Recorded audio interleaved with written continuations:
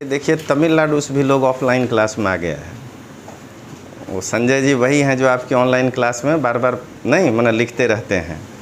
तो आज उनको ऑफलाइन क्लास करने का मन हुआ तो बोले कि सर हम आते हैं। रेलवे में है, इनको भाड़ा किराए की दिक्कत नहीं होता है, उनको पास उस है, इसीलिए इधर आ गए।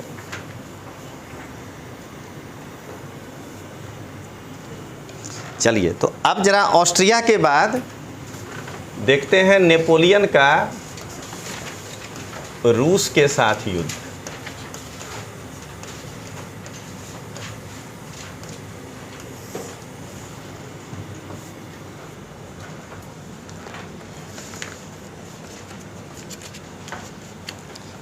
अब देखिए एक बार मैप निकालिएगा रूस का।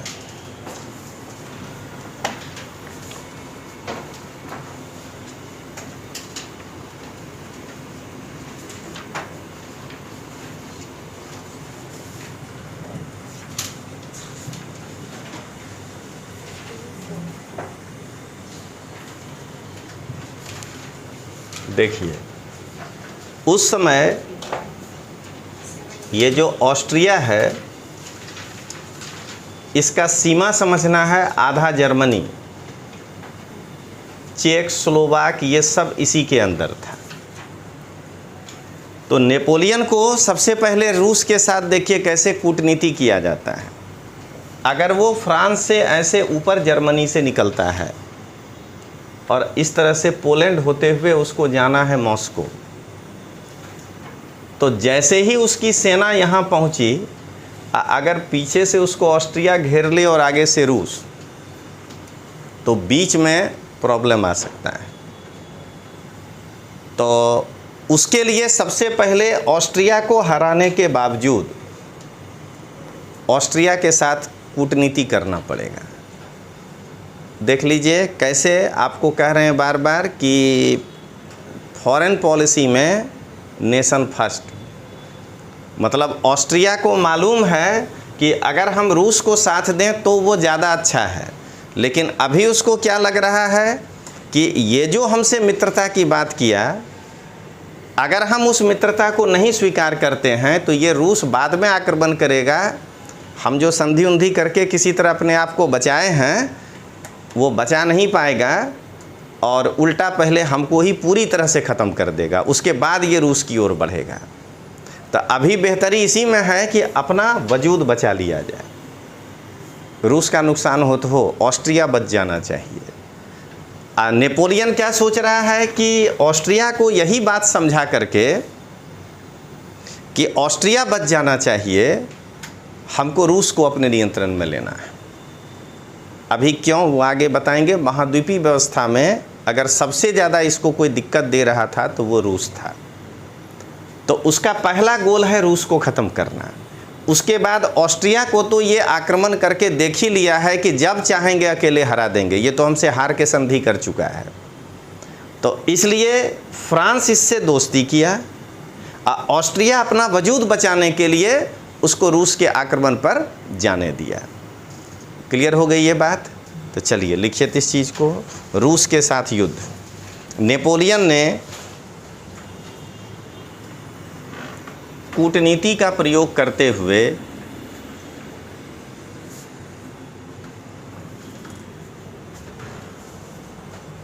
ऑस्ट्रिया को अपने पक्ष में कर लिया।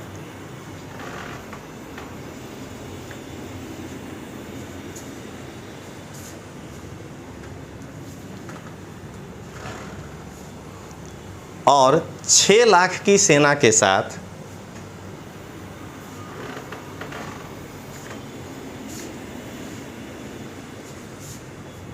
(1812 ईस्वी में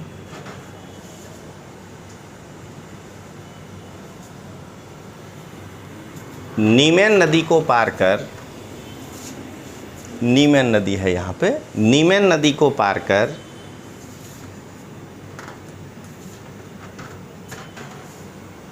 वह रूस में प्रवेश किया।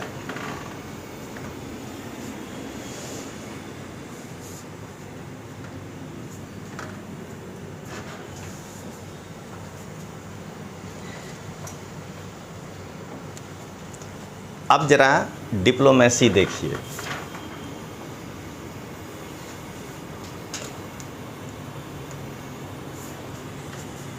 छह लाख की सेना फ्रांस के पास था,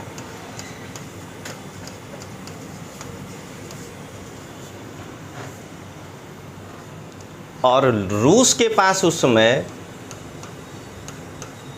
1,75,000 सैनिक था।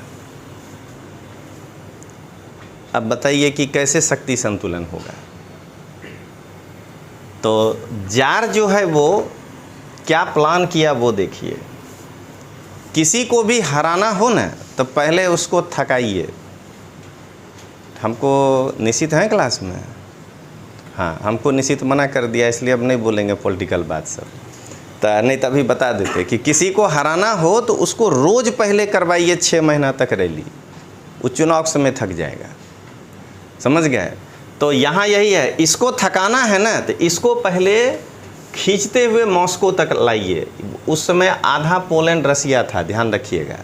तो यहाँ से वो रसिया के सीमा में प्रवेश करेगा और रसिया का सैनिक जान के हारना शुरू करेगा, पीछे हटना शुरू करेगा, और क्या कहते हैं उसको मॉस्को की ओर बुलाने का प्रयास करेगा। मॉस्को की ओर बुलाने का मतलब यही है कि सारे सेना का संकेंद्रण कैपिटल में होता है, राजधानी में होता है। तो कैपिटल में होने के कारण यहाँ सैनिक 1,75,000 में क्या होगा, कम से कम लाख सैनिक उसका मॉस्को का सुरक्षा में लगा होगा। दूसरा, अपने सैनिकों को कहा कि जैसे जैसे आगे बढ़ोगे खेत खलिहान में आग लगाते हुए चलना, मैंने इसको खाने का एक दाना नहीं मिले। गांव वाले को कहा, देखिए इसीलिए कहते हैं राष्ट्रभक्ति। गांव वाले को कहा कि तुम भी ऐसा करना, गांव छोड़ देना, जो सामान लेके खाने का निकल सकते हो। उस समय तो आज के जैसा नहीं था कि यूक्रेन की राजधानी 2 ही दिन में पहुंच जाएगा। उस समय तो भाई घोड़ा पे चढ़ के लड़ने जा रहे हैं। तो भाई जो 50 किलोमीटर दूर कोई गांव है और यहाँ थोड़ा अगर ये लड़ रहा है रूस, थोड़ा देर लड़ता था फिर पीछे हट जाता था। तो तब तक तुम बैलगाड़ी से उसका जो रास्ता है उससे हट जाओ, दूसरे गांव में चले जाओ। जितना अनाज पानी अपने बैलगाड़ी में भर सकते हो भर लेना, सोना चांदी छोड़ दो, भोजन में भरो, और जो नहीं ले जा सकते उसमें आग लगा दो। तो भूखा सैनिक कहाँ तक लड़ेगा? ये पहला कूटनीति था। दूसरा कि इसको लड़ते हुए मॉस्को में आकर के इसको दिसंबर तक ले आना है, क्योंकि दिसंबर तक लाने में क्या होगा तो ये देखिए, फ्रांस की राजधानी या पूरे फ्रांस को ही अगर आप देख लीजिए, इस जगह पे रहने वाला सैनिक, चलिए यहाँ से देखिए, इस जगह पर रहने वाला सैनिक, इसका लैटिट्यूड है 50 डिग्री, इसमें जो ठंड होगा, और जब आप क्या देख रहे हैं 55 डिग्री लैटिट्यूड पर चले जाएंगे अक्षांश, तो जो ठंड होगा दोनों में आसमान ज़मीन का अंतर होगा। प्राचीन भारत याद करिए कि ब्यास नदी के आगे क्यों सिकंदर का सैनिक आगे बढ़ने से इनकार किया था। यही घटना है, इतिहास रिपीट करता है, हमेशा ध्यान रखिएगा। तो दिसंबर में यहाँ पर जो बर्फबारी होगी,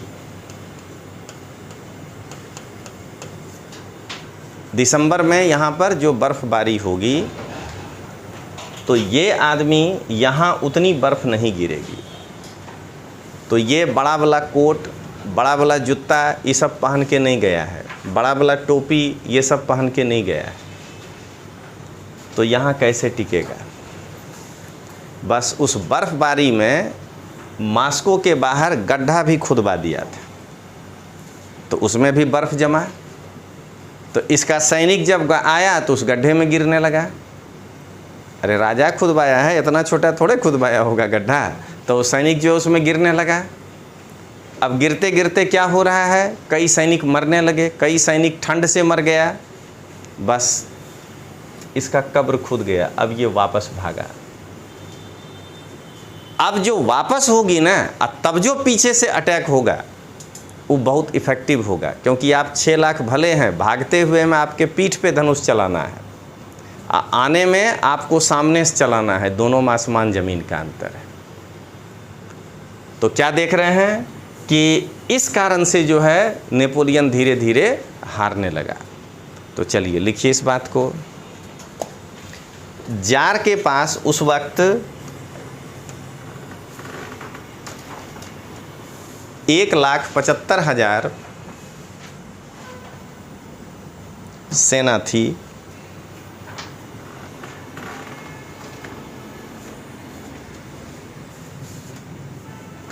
जार ने अपने सैनिकों को पीछे हटने का आदेश दिया,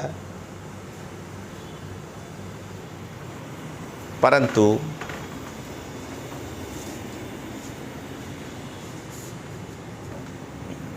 उसने नेपोलियन की सेना को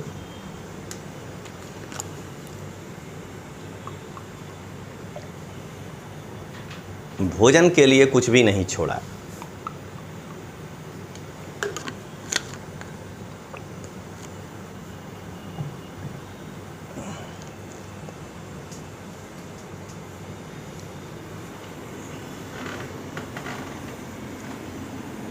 जार की सेना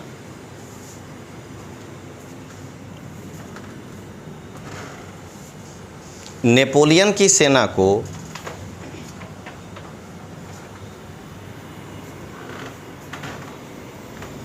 मॉस्को ले आई,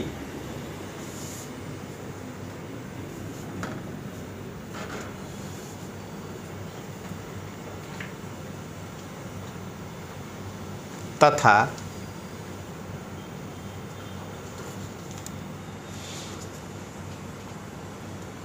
नेपोलियन की सेना के ऊपर चरणबद्ध तरीके से आक्रमण करने लगा।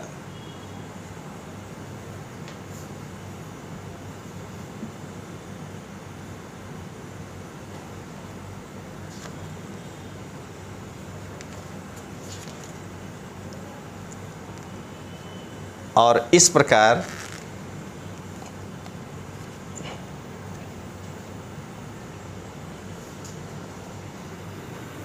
नेपोलियन को वापस लौटना पड़ा।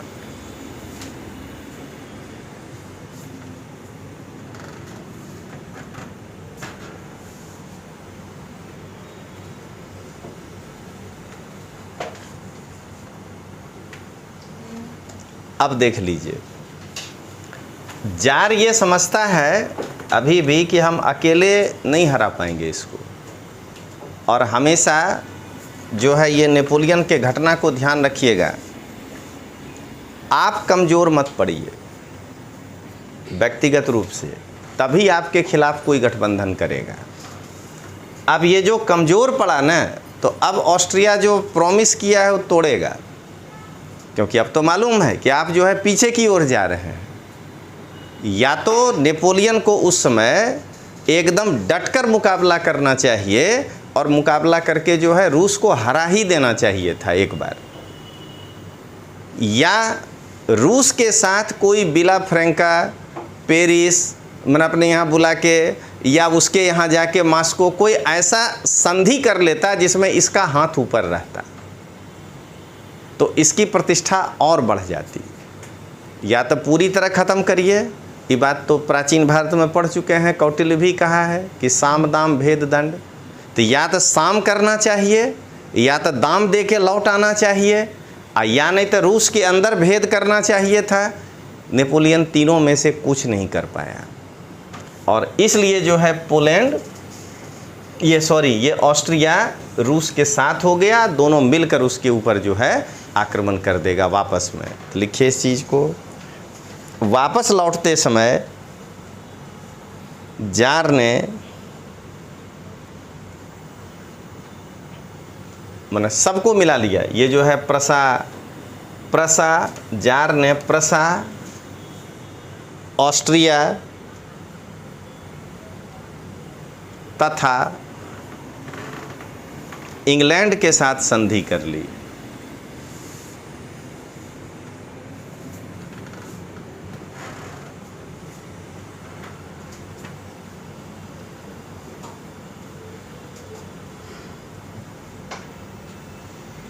फिर लिखिए 16 से 19 अक्टूबर 1813 में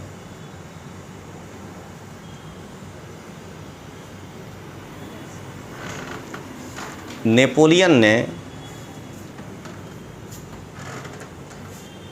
ऑस्ट्रिया, प्रसा और रूस की संयुक्त सेना को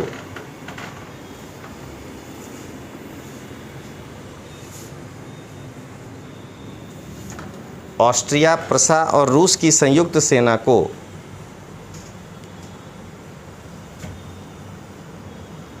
राइन नदी के किनारे युद्ध के लिए आमंत्रित किया।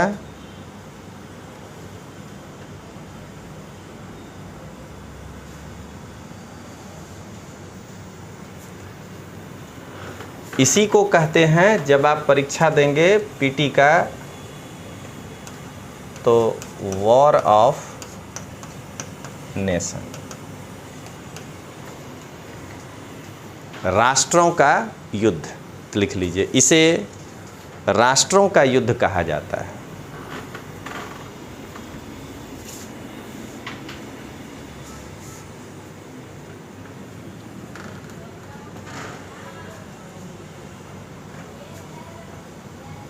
फिर लिखिए 3 दिन के पश्चात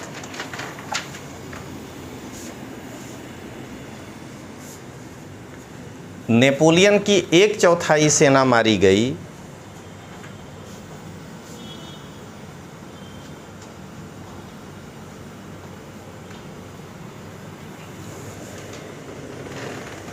नेपोलियन ने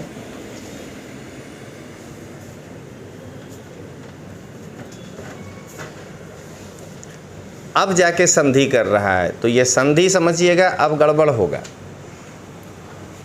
या तो हारने के पहले संधि कर लीजिए, ठीक है ना, या तो हारने के पहले संधि कर लीजिए, या तो हारने के बाद बिल्कुल नहीं, फिर या तो दोबारा खड़ा होकर के लड़ने शुरू करिए।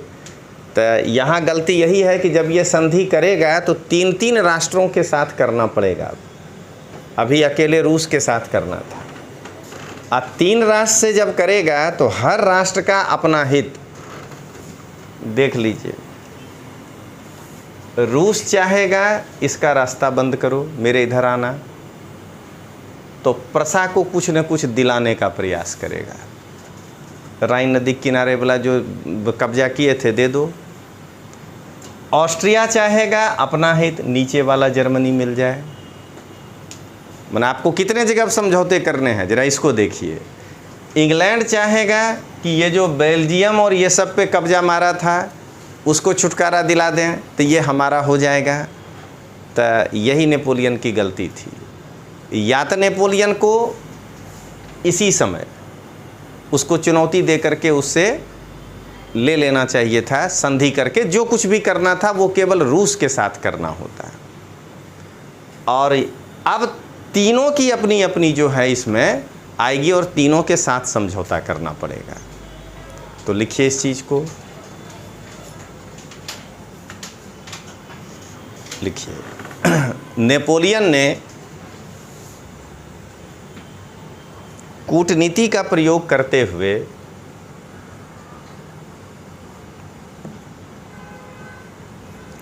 इंग्लैंड, प्रसा और ऑस्ट्रिया के साथ संधि की।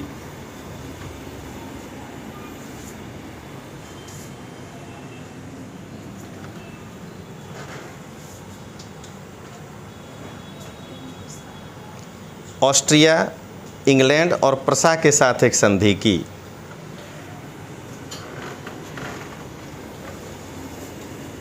जिनकी शर्तें निम्नलिखित थीं।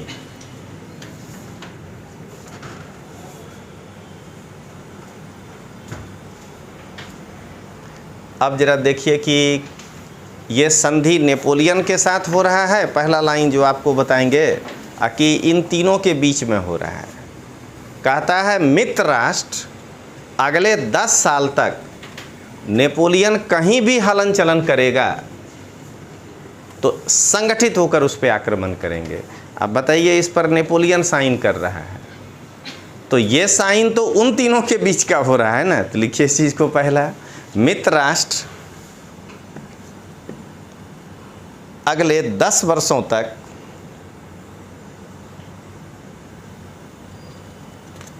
नेपोलियन के विरुद्ध संगठित रहेगा।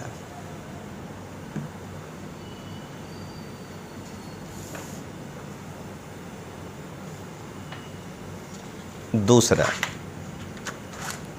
कहा कोई भी राष्ट्र जो होगा वो नेपोलियन के साथ अकेले वार्तालाप नहीं करेगा। तो लिखिए, कोई भी राष्ट्र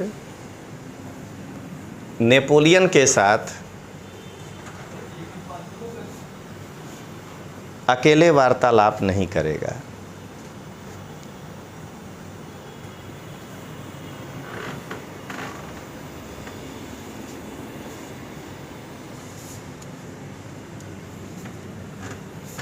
अगला,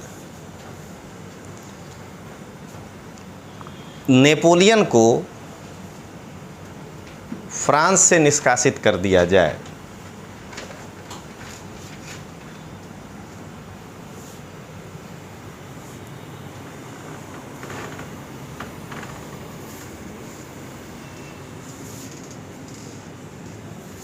चलिए, ये 3 संधि के कारण नेपोलियन को यहाँ से उठा करके यही कोर्सिका टापू पर भेज दिया गया।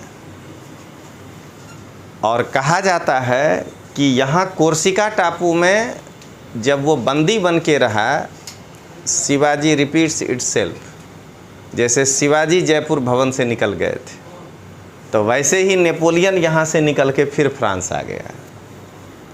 तो कहता है सब आदमी कि नेपोलियन एकदम समझिए बड़ी दाढ़ी, माने वो नायक सिनेमा वाला वो सीन ध्यान रखना है कि पूरा मिट्टी उट्टी लगा हुआ जो मुख्यमंत्री लौटा, तो पूरा बड़ा दाढ़ी, मैला कुचैला कपड़ा। तो पहले लोग ध्यान नहीं दे रहा था, कोई एक उसमें से पहचाना, पहचानते ही उसको कंधा पे उठा करके हल्ला करने लगा कि नेपोलियन आया, नेपोलियन आया। और उसके बाद 100 दिन फिर वो शासन किया है, और तब जा कर के अंतिम लड़ाई लड़ेगा वाटरलू, जिसमें कि ये पूरी तरह से इसका पतन हो जाएगा। लिखिए इस चीज़ को। नेपोलियन को, आगे पैराग्राफ चेंज करके, नेपोलियन को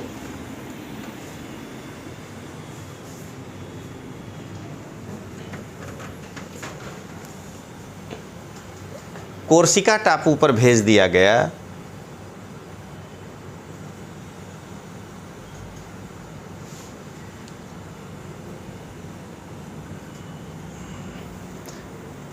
मित्र राष्ट्रों ने लुई 18वें को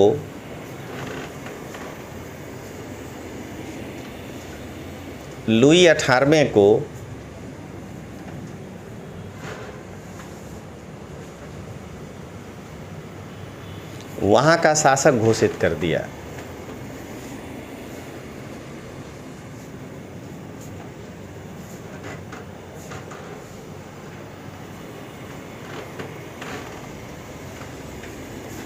दस महीने तक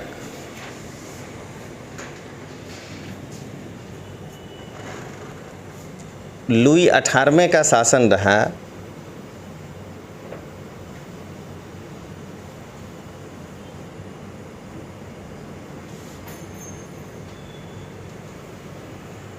उसके पश्चात नेपोलियन पुनः फ्रांस आया।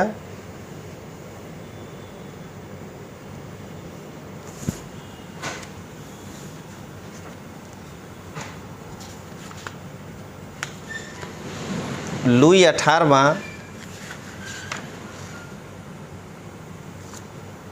नेपोलियन को देखकर घबरा गया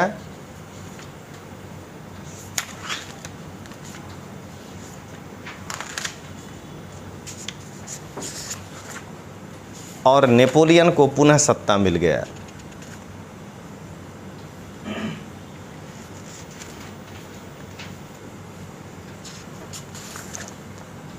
अंततः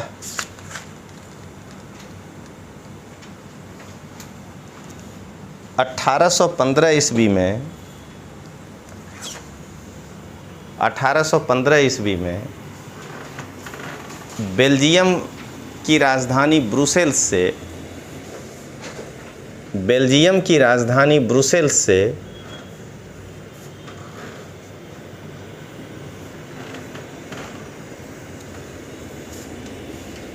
25 किलोमीटर की दूरी पर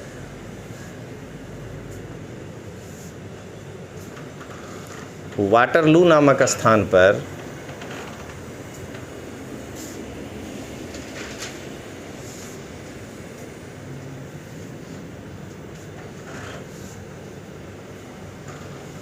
नेपोलियन पुनः पराजित हो गया।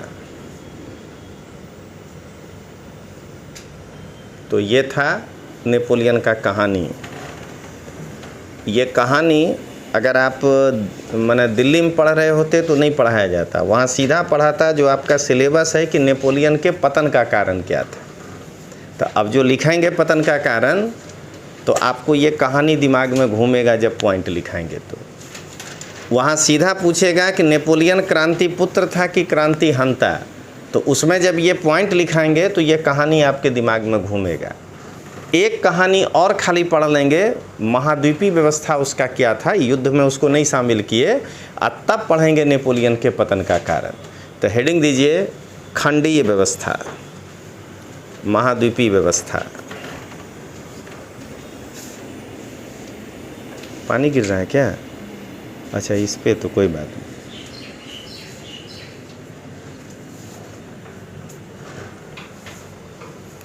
सबसे पहले महाद्वीपीय व्यवस्था था क्या, है क्या, ये देखना है। तो महाद्वीपीय व्यवस्था कहते किसको है? तो सबसे पहले ध्यान रखना है कि नेपोलियन ये घोषणा किया कि मेरे आज्ञा पत्र के बिना जब तक हम कोई लेटर नहीं देते हैं, तब तक इस पूरे यूरोप का कोई भी देश अगर इंग्लैंड के साथ किसी भी प्रकार का व्यापार करता है मेरे आज्ञा पत्र के बिना, वो ऐसा इसलिए कहा कि मान लीजिए कोई ऐसा बिजनेस है जो एकदम आवश्यक दवाई का ही है, तो नेपोलियन उसका आदेश आपको दे देगा। तो अगर कोई इंग्लैंड के साथ बिजनेस करता है तो ये मान लीजिए कि उसको नेपोलियन के आक्रमण का सामना करना पड़ेगा। ये था महाद्वीपीय व्यवस्था। समझ में आ गया कि नेपोलियन के आज्ञा पत्र के बिना कोई भी देश अगर इंग्लैंड के साथ व्यापारिक संबंध रखता है तो क्या होगा, उसको नेपोलियन के आक्रमण का सामना करना होगा। मतलब महाद्वीपीय व्यवस्था का परिभाषा पूछेगा तो क्या कहिएगा कि नेपोलियन की आज्ञा पत्र के बिना यूरोप का कोई भी देश इंग्लैंड के साथ व्यापार नहीं करेगा। इस व्यवस्था को महाद्वीपीय व्यवस्था कहते हैं। दिमाग में क्या रखना है कि नहीं तो मेरे आक्रमण का सामना तुमको करना पड़ेगा। लिखिए इस चीज़ को, नेपोलियन की आज्ञा पत्र के बिना कोई भी देश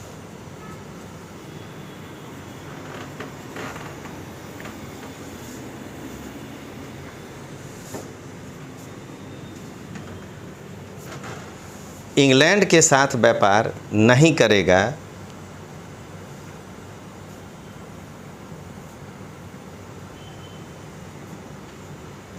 जिसे महाद्वीपीय व्यवस्था कहा गया। जिसे महाद्वीपीय व्यवस्था कहा गया।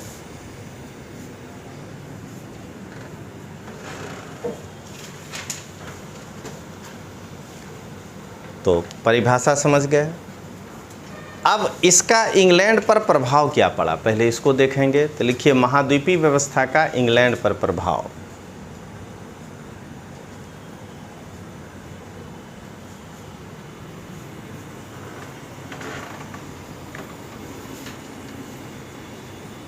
पहला, देखिए क्या हुआ, इतने देशों से जो कच्चा माल इंग्लैंड को मिल रहा था, अब तो व्यापार ही नहीं कर सकता है, तो इंग्लैंड को ये कच्चा माल मिलना बंद हो गया। और इसी को जब आप लिखेंगे अपने मॉडर्न इंडिया में आंसर में, तो देखिए अब आज कैसा आपको लगेगा। ये 1800 ईस्वी के आसपास का घटना है। और याद करिए 1800 ईस्वी के बाद ही सब राजा को अपने सरेंडर ले लिया वेलेस्ली सहायक संधि के द्वारा। देख रहे हैं ना, कच्चा माल चाहिए। अभी इंग्लैंड का राजा नहीं सोच रहा है भारत के बारे में, ईस्ट इंडिया कंपनी सोच रहा है। तो नेपोलियन के इस स्टेटमेंट का सबसे ज़्यादा नुकसान किसको होने वाला था? ईस्ट इंडिया कंपनी को, क्योंकि वह एक बड़ी कंपनी थी। तो ईस्ट इंडिया कंपनी उसके एवज में उतना कच्चा माल जितना पूरा यूरोप दे सकता है उतना तो भारत में ही था। अरे कॉटन ही चाहिए ना, लोहा ही चाहिए ना, कोयला ही चाहिए ना। तो अगर भारत को कब्जा कर लिया जाए अच्छे तरीके से, क्योंकि यूएसए अब इसके कब्जे में नहीं है, क्योंकि यूएसए तो स्वतंत्र हो चुका है, ठीक ना। तो अगर इसको कब्जा कर लेता है, साउथ अफ्रीका है बट वो इतना सा देश है, ठीक है ना, वैसे 33 राज्य इसमें आ जाएंगे। तो क्या कहते हैं, वो जो है इसीलिए वो भारत पर जो है पूरी तरह से ये कब्जा करना शुरू करेगा। और जब वो पूरी तरह से नियंत्रण में ले लिया तब उसको लगा कि अब भारत का गवर्नर जनरल बना दिया जाए। इसलिए विलियम बेंटिक को कहा कि अब पूरा भारत देखना है, क्योंकि वेलेस्ली के कार्यों से पूरा भारत ईस्ट इंडिया कंपनी का अधीन आ गया। थोड़े मोड़े छोटे बहुत राज्य बचे थे, जो एकदम बच गया था अंतिम, तो उसको डलहौजी अपने खालसा नीति के तहत लेने का प्रयास किया। तो ये जो कहानी है वो आप यहाँ से जोड़ सकते हैं कि अंग्रेज़ों ने या ईस्ट इंडिया कंपनी ने 1800 ईस्वी के बाद भारत पर अपना शिकंजा बहुत तेज़ी से कसने का प्रयास किया। उसके क्या क्या कारण थे? तो एक तो हमारी राजनीतिक स्थिति कमज़ोर थी। वेलेस्ली का सहकार संधि के कारण उसको लगने लगा कि जब सब मेरे यहाँ सरेंडर बोल ही रहा है तो फिर हमको क्या दिक्कत है मैंने कब्जा करने में। भारत के रजवाड़े आपस में टूटे हुए थे, एक दूसरे के साथ संकलन नहीं था, ठीक। लेकिन उसके साथ ये भी जोड़िए कि ये खुद भी प्रॉब्लम में था कि खंडी व्यवस्था के कारण इसको यूरोप से कच्चा माल नहीं मिल रहा था। उस माल की भरपाई जो है वो इसको भारत से ही हो सकता था, इसलिए भी ये किया। यानी मॉडर्न इंडिया में विश्व के इतिहास का एक लाइन कहीं न कहीं घुसना चाहिए, तभी आपको लगेगा उसको पेपर चेकर को कि हाँ ये जो है दोनों को साथ, क्योंकि मॉडर्न इंडिया और विश्व का इतिहास सिलेबस के हिसाब तो साथ ही न पढ़ रहे हैं। आप क्या कहते हैं 1757 पढ़ रहे हैं मान लीजिए पलासी, तो उधर अमेरिकी स्वतंत्रता संग्राम चल रहा है। आप इधर बक्सर से लेकर के कार्नवालिस पढ़ रहे हैं तो उधर फ्रांसीसी क्रांति और नेपोलियन चल रहा है। आप विलियम बेंटिक पढ़ रहे हैं तो नेपोलियन का ये खंडी व्यवस्था और उसका उत्कर्ष चल रहा है। तो क्या देख रहे हैं कि ये जो चीज़ है ये आपके लिए दोनों को जोड़ करके लिखना पड़ेगा, समझ गए? तो चलिए अब आगे देखते हैं। तो पहला लिखिए, इंग्लैंड में दूसरे देशों से आने वाला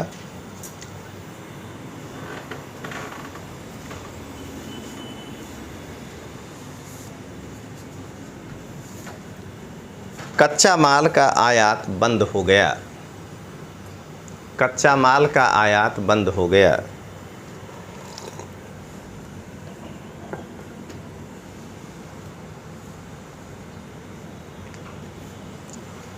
दूसरा,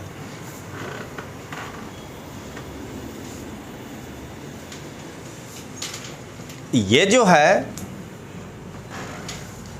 औद्योगिक विकास, जब कच्चा माल ही नहीं मिलेगा तो इसका इंडस्ट्रियल डेवलपमेंट रुक जाएगा। तो फिर बताइए, इस लाइन को फिर से भारत में जोड़िए कि नहीं जोड़िए कि इंग्लैंड अपने औद्योगिक विकास को अवरुद्ध होने देना नहीं चाह रहा था। नेपोलियन के कारण इधर से अमेरिका के स्वतंत्र होने के कारण अमेरिकी महाद्वीप से कच्चा माल पाने में आसानी नहीं हो रही थी, इसलिए भी उसने भारत पर शिकंजा कसा, ठीक ना। और बढ़िया से लिखना है तो लिखिए कि उसमें और जो वैसे देश थे जिसके पास कच्चा लोहा कोयला था, जैसे ब्राज़ील, तो वो पुर्तगाल के कब्जे में था। इंग्लैंड को वहाँ युद्ध करना पड़ता तब जाके पुर्तगाल को हरा करके उसको कब्जे में लेता। एक यूरोपी शक्ति को हराना, दोनों यूरोपी शक्ति है, दोनों के पास सैनिक के पास बंदूक के जैसा है। एक यूरोपी शक्ति को हराना, एक भारत में अभी भी क्या देख रहे हैं कि जहां तोप और बंदूक से लड़ रहा है 1857 में, आप जरा सोचिए कि अगर हमारे लक्ष्मीबाई के हाथ में स्टेनगन होता उस समय तब क्या होता। वीर तो वो इतना थी कि आप देखबे किए थे कि उसका पैर खींच लिया घोड़ा में मन के बांध करके, वो मणिकर्णिका सिनेमा देखिए। तो अगर वो वीरता उनके पास था तो हारने का एक वजह क्या था कि लक्ष्मीबाई प्रॉपर तलवारें लेके लड़ने जा रही थी। उसके सामने क्या देख रहे हैं, बंदूक लेकर के खड़ा है 200 सैनिक। तो उसी में ना अंतिम सीन में क्या देखे कि उनको गोली लग गया, जो घोड़ा नाला पार नहीं कर पाया। तो अगर उस वक्त उनके पास उस तरह का हथियार होता या AK-47 होता तो शायद हो सकता है, आवाज़ के हिसाब से सोच के देखिए कि रिजल्ट कुछ और होता। तो क्या क्या देख रहे हैं आप कि अंग्रेज को मालूम है कि भारतीयों को हराना आसान है, क्योंकि इनके पास टेक्नोलॉजी नहीं है। ये अभी भी मुगलों के उस भारी भरकम तोप का उपयोग कर रहे हैं जिसको हाथी खींच रहा है। एक बार निशाना ऐसे बना दिए कि सामने चलाना है तो उसको घुमाने में 10 मिनट लगेगा। आप इस चीज़ को देखिए। और अंग्रेज हल्के तोप जिससे हम नहीं सीख पाए, आप याद करिए अहमद शाह अब्दाली पढ़ाए थे, क्यों जीता था? उसमें एक कारण क्या था, ऊंट के पीठ पे तोप रख के चला देता था, इतना हल्का तोप था। हमारा क्या देखे, हाथी खींच रहा है सदाशिवराव भाऊ का तोप। तो क्या देखे, जब तोप यहाँ से चलाना है तो ईजी, और नहीं तो क्या कहता था, ऊंट को इधर कर दो, इधर से चलाने लगता था। सदाशिवराव भाऊ का तोप घुमाने में आधा दिन लग जाएगा। एगो तोप नहीं घुमाना है, घुमाइएगा तो उतना भारी भरकम 20 तोप घुमाइएगा। तो हम भारी तोपों से लड़ रहे थे और वो हल्के तोप और 2 नाली बंदूक से लड़ रहा था। हम तलवार से लड़ रहे थे, इसलिए जो है हम फाइट नहीं कर सकते थे। तो अंग्रेज़ों को मालूम था कि भारत को जीतना ब्राज़ील के तुलना में आसान है, क्योंकि ब्राज़ील में उसको पुर्तगाल से लड़ना पड़ेगा। दूसरा, ब्राज़ील में पुर्तगाल को बैकअप अपने आर्थिक लाभ के लिए नेपोलियन भी दे देगा, बगल में ही है। लेकिन यहाँ महारानी लक्ष्मीबाई को नहीं आएगा नेपोलियन सपोर्ट करने, समझ रहे हैं ना, या टीपू को नहीं आएगा करने के लिए। दोनों के राजनीतिक स्थिति को देखिए। तो दरवाजे बंद थे सारे, उनके लिए बस एक भारत ही बचा था, जहाँ से कि अगर ये नहीं ले पाता कच्चा कोयला लोहा तो नेपोलियन के महाद्वीपीय व्यवस्था में ये ख़त्म हो गया होता। इंग्लैंड वो चला तो चाल बेहतरीन था कि तुम इंडस्ट्रियल डेवलपमेंट कर रहे हो, तुमको कच्चा माल ही नहीं मिलेगा। फिर आगे पढ़ेंगे असफलता नेपोलियन को क्यों मिला। तो पहला यही मिला कि वो उस कच्चे माल का पूर्ति भारत से कर लिया। अब ब्राज़ील से करता ना, तब बनाने के बाद बेचता किसको, ये समस्या था। भारत में तो उस समय भी कम से कम 5 करोड़ आबादी, तो बना हुआ माल भी बेच लिया, बाज़ार भी था यहाँ। तो यहीं का लोहा कोयला ले गए उधर, कपास, उधर से कपड़ा बुन के लाए और यहीं के आदमी को बेच दिए, तो डबल फ़ायदा कमाए। तो इस कारण से उसका महाद्वीपीय व्यवस्था जो है एक कारण था जो फेल हो गया। तो चलिए लिखिए तब जरा। इंग्लैंड में औद्योगिक विकास अवरुद्ध हो गया। तीसरा, अच्छा एक ही लिख लीजिए ना, दूसरा इसमें क्या है। इंग्लैंड में औद्योगिक विकास अवरुद्ध हो गया।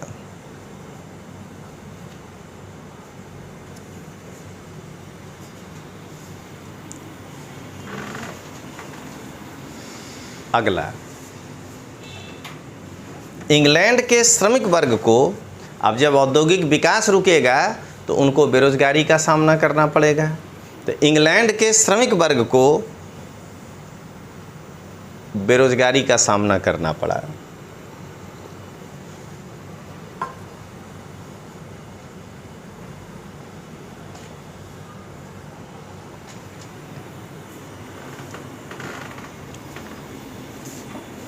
अब अभी जो आप देख रहे हैं कि कई सारा पेट्रोल पंप बंद हो रहा है, तो सबसे पहले ध्यान रखना है कि अगर आप क्रॉनिकल 3-4-5 महीना से पढ़ रहे होंगे,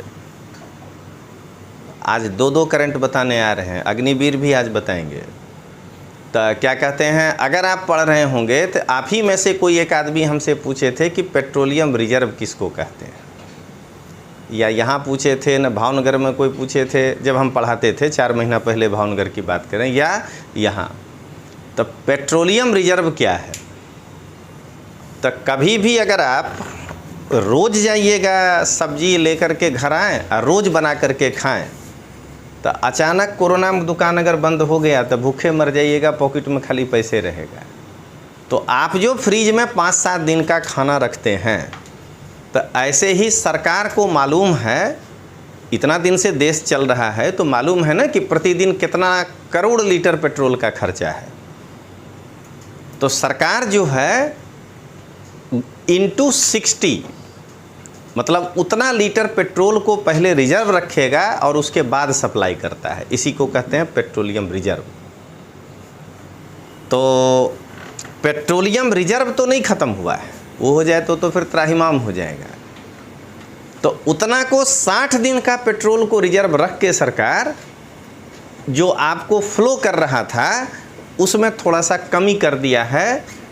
उसके कई कारण हो गए हैं, वो युद्ध वगैरह के कारण, ये जो है आपका कैस्पियन सागर, ये रसिया यूक्रेन देख रहे हैं यहीं भिड़ रहा है सब, तो थोड़ा सप्लाई कम हो गया है।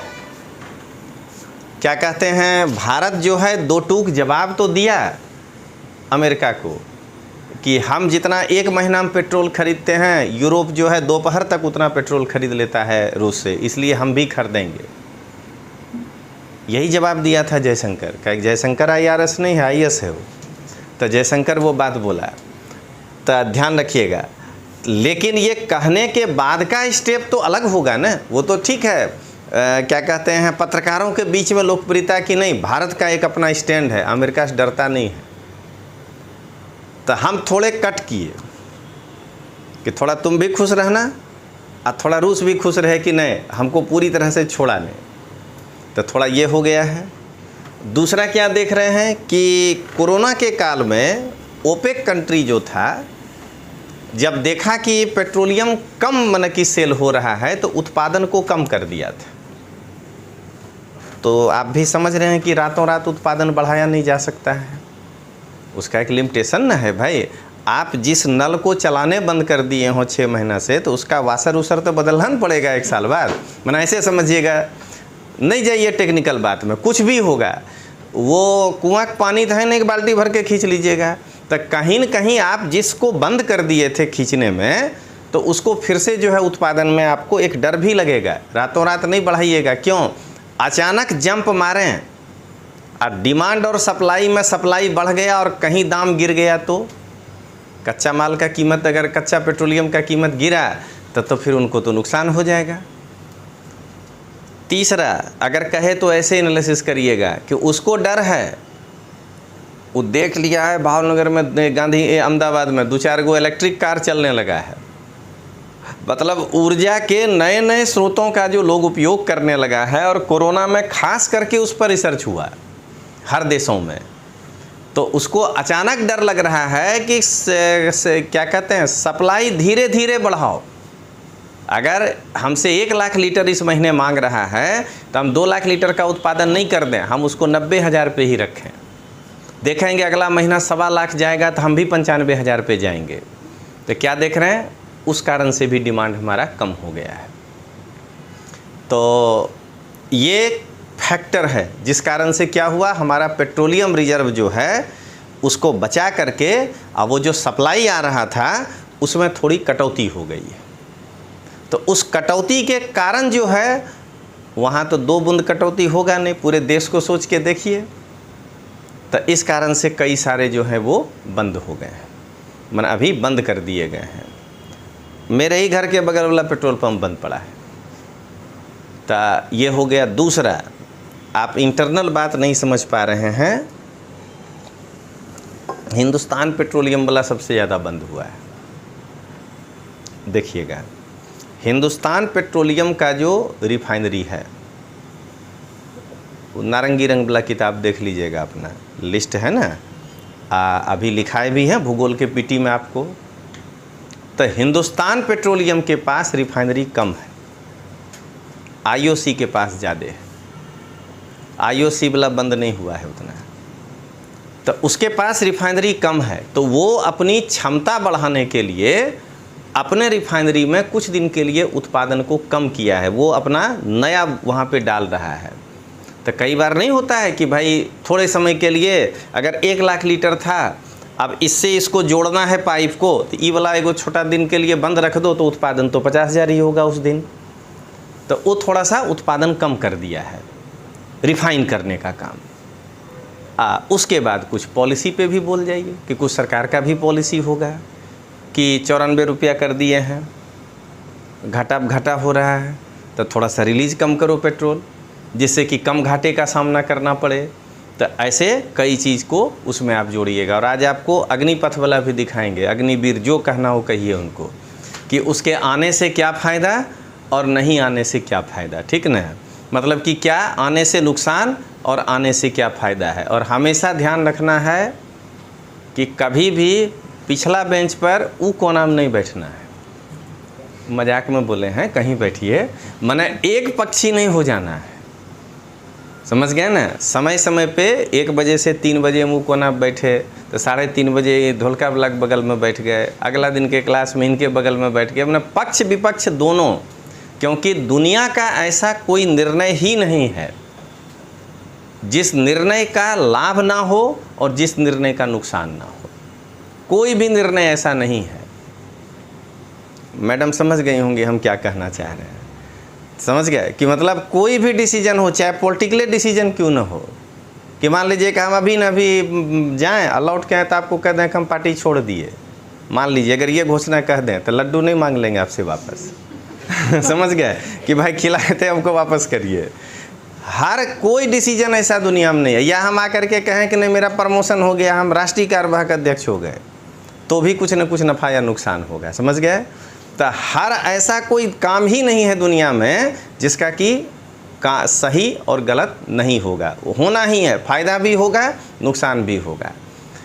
अब उस निर्णय के बाद, जैसे ये अग्निवीर का निर्णय हो गया, तो अब उस निर्णय के बाद जो लगता है कि नुकसान हो सकता है वो सरकार को बताइए। अगर सरकार उस स्टेप को उठा करके कवर करके अगर उसको लेकर के आएगा तो हो सकता है कि नुकसान कम हो। अगर मान लीजिए सरकार अंधेरे में रह गया, क्योंकि जो कानून बनाता है उसको कमियां नहीं दिखेंगी, नहीं तो बनाता ही क्यों, उसको केवल लाभ ही दिखेगा। तो ट्रेन जलाना बिल्कुल गलत है। आप जरा ये बताइए, नीट में 17 लाख बच्चा फार्म भरता है, अब पास होता है 20,000, तो 16 लाख ट्रेन जलाने लगता है। आप अपनी बात रखिए ना सरकार को। अरे राकेश टिकैत भी रख करके बिल कैंसिल कराया था ना। आप समझे कि आपके साथ काहिन खड़ा होना चाहते हैं हम, मैंने आपकी उम्र वाला के साथ वो उनको बता दें क्लियर, नहीं तो सोचेंगे संजय जी सर हमको पर्सनल कह दिए। नहीं, आपके उम्र वाले को नेतृत्व आज कोई क्यों नहीं देना चाहता है। अच्छा आदमी समझ गए कि आपको उस्केरना बहुत आसान है, और आपको बिठा के अगर हम गंभीर बात बताएं ना कि हम गांधी बनते हैं, मेरे साथ चलो आज़ादी मिल जाएगा, आप नहीं जाइएगा, हमको मालूम है। क्योंकि आपको इंटरनेट में कोई 5 आदमी समझा रहा है, 20 दिन कोई एक विषय पढ़ने के बाद भी आप दूसरा विषय ले सकते हैं, समझ गए, कोई और सब्जेक्ट में जा सकते हैं। कितना विद्यार्थी है जो इतिहास पढ़ रहा है, पढ़ते पढ़ते मैडम को फ़ोन कर देता है कि हमको पवेड रखना है। अरे अब क्या रखना है, अब तो तुम या तो बुलेटिन में रख दिए हो अपना गर्दन, या तो मतलब कि कटेगा या बचेगा, दोनों से क्या होगा। तो क्या देख रहे हैं कि आप में इतना ज़्यादा वलांक है ना कि आपको नहीं दे सकता है कोई। हाँ, अगर हमको आपका 20 लाख वोट लेना है तो आपको उसकेर देंगे, समझ गए। लेकिन अगर सॉल्यूशन की बात करिएगा तो हम आपके साथ ज़िंदगी में नहीं खड़ा होंगे, क्योंकि हमको मालूम है कि आप ये ट्रेनें जलाइएगा। लेकिन अगर अभी कह दें कि नहीं एक काम करो, 5 लाख लड़का चलते हैं और दिल्ली के गाजीपुर बॉर्डर पे बैठ जाते हैं टिकट जैसा ही, तो आप घड़ी देखने लगिएगा कौन जाए। आपको दावे के साथ कहते हैं कि आज अगर सुभाष चंद्र बोस कहे होते न वाला स्टेटमेंट कि तुम मुझे खून दो मैं तुम्हें आज़ादी दूंगा, तो आप कहते हैं हम नहीं देंगे, हमको आज़ादी दे दो बस, क्योंकि आप घबरा रहे हैं। आपको तुरंत सॉल्यूशन चाहिए। तो अभी आपको बताएंगे अग्निवीर वाला, अभी पेट्रोलियम वाला बता दिए तुरंत कि इसके समस्या क्या है, वो आपको अभी बताए। और ये हमको वार्निंग दे रहा है आने वाले समय के लिए कि ऊर्जा के जो वैकल्पिक स्रोत हैं उस ओर घुसिए, नहीं तो बहुत बड़ा त्राहिमाम आने वाला है। मतलब कि कंटर लेके तेल लेने लाइन में दिन भर खड़ा रहिएगा, इतना सा तेल आएगा। वैकल्पिक स्रोत की ओर बढ़िए, अल्टरनेटिव चाहिए। अगर आप अल्टरनेटिव स्रोत में नहीं जा रहे हैं, आपको समझा रहा है ये जो संकट आया है, ये सब सुझाव दीजिएगा कि 40 मिनट का लाल बत्ती है तो ऑफ कर लीजिए, समझ गए। वो जो है गाड़ी, ये नहीं कि गर्मी लग रहा है तो एसी का हवा खाना है वो कार का तो ऑन करके रखे हैं, आप संभल जाइए, ठीक है ना। अगर आपको लग रहा है कि हम ऐसे जगह से जा रहे हैं कि हमको एसी नहीं चाहिए, तो ज़बरदस्ती एसी चला कांच बंद मत कर लीजिए, थोड़ा बाहर का भी ठंडा हवा खाइए। मतलब कि पेट्रोल का उपयोग सोच समझ कर करिए, नहीं तो ये इससे भी बड़ा त्राहिमाम आ सकता है। ये एक बड़ा, आप समझिएगा, मान लीजिए कोई नहीं देखा है, अगर यूक्रेन इधर आने में सक्षम हो जाए, मना रसिया से ऐसे लड़ रहा है, अगर इधर आने में सक्षम हो जाए, खाली कितना दिन, 1.5 दिन, ज़्यादा नहीं 1.5 दिन, और उसका 5-6 गो कुआं बम गिरा दे, और उसके बाद वो बैक हो जाए, बोलिए क्या होगा? 7 दिन तक तेल नहीं मिलेगा। मतलब कुछ भी हो सकता है, आप इस चीज़ को ध्यान रखिएगा। तो हमको उसके लिए पहले से संभल के रहना है। और आप देख लीजिए कि आईएएस का तैयारी करने वाला लड़का हर चीज़ को 6 महीना पहले जानता है कि नहीं। इसीलिए आपको क्रॉनिकल 6 महीने पहले वो न्यूज़ दिया था, ये नहीं दिया था कि यूक्रेन के कारण ये होगा। पेट्रोलियम रिजर्व क्या है, पेट्रोलियम रिजर्व का हमको सुरक्षा क्यों करना चाहिए, और इसके ख़त्म होने से क्या क्या होगा। इसीलिए बस एकमात्र वही भगवान है, क्रॉनिकल पढ़ते रहिए, अब बाकी के पीछे मत भागिएगा। तो चलिए अब आगे देखते हैं। तो अब अगला लिखिए, खाद्यान्न का लिखे, ये वाला खाद्यान्न वाला लिखिए। खाद्यान्न का आयात बंद होने से, वही पेट्रोलियम वाला बात आ गया, खाद्यान्न का आयात बंद होने से आवश्यक वस्तुओं की कीमत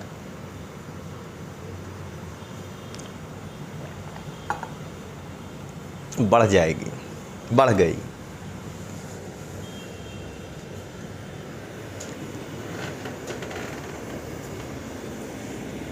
अगला,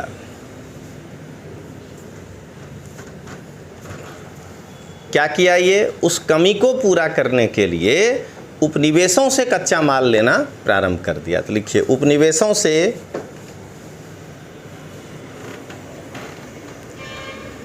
कच्चे माल का आयात करना प्रारंभ कर दिया।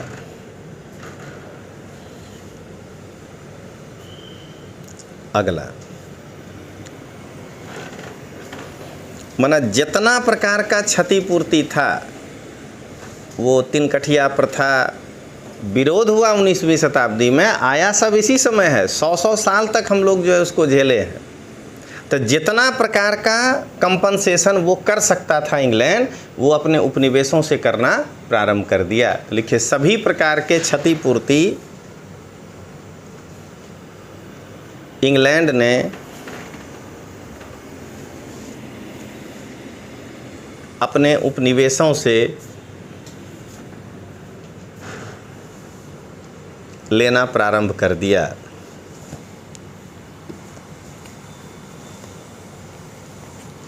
खाली 1 मिनट पॉज करिएगा। तो आप भूगोल पढ़ चुके हैं, कई सारा फैक्ट्री क्या सुनते थे 1840 में लगाया, असफल रहा। जूट इंडस्ट्री, वो सबको याद करिए, 1860 में लगाया, असफल रहा। इंग्लैंड समझ गया इस बात को कि कितना कच्चा माल यहाँ लाएंगे, फ्री में भी मिलेगा ना भारत में। तो 7 समुंदर पार जो कोयला जला के माल लेके आएंगे, उसको फिर से सामान बना करके जो भेजेंगे, तो उसमें क्या होगा, वो दाम इतना ज़्यादा हो जाएगा कि बेचना भारी पड़ जाएगा। कच्चा माल तो यहीं से चाहिए ताकि नज़दीक हो।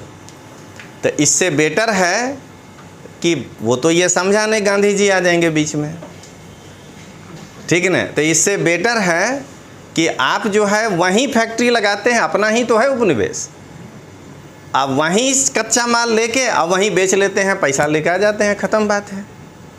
तो ये जो है प्रभाव पड़ा इंग्लैंड के ऊपर। तो लिखिए इसको, इंग्लैंड ने उपनिवेशों में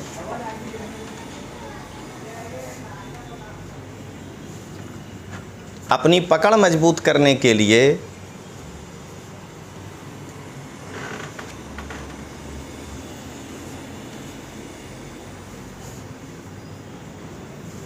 कई उद्योग धंधे स्थापित किए।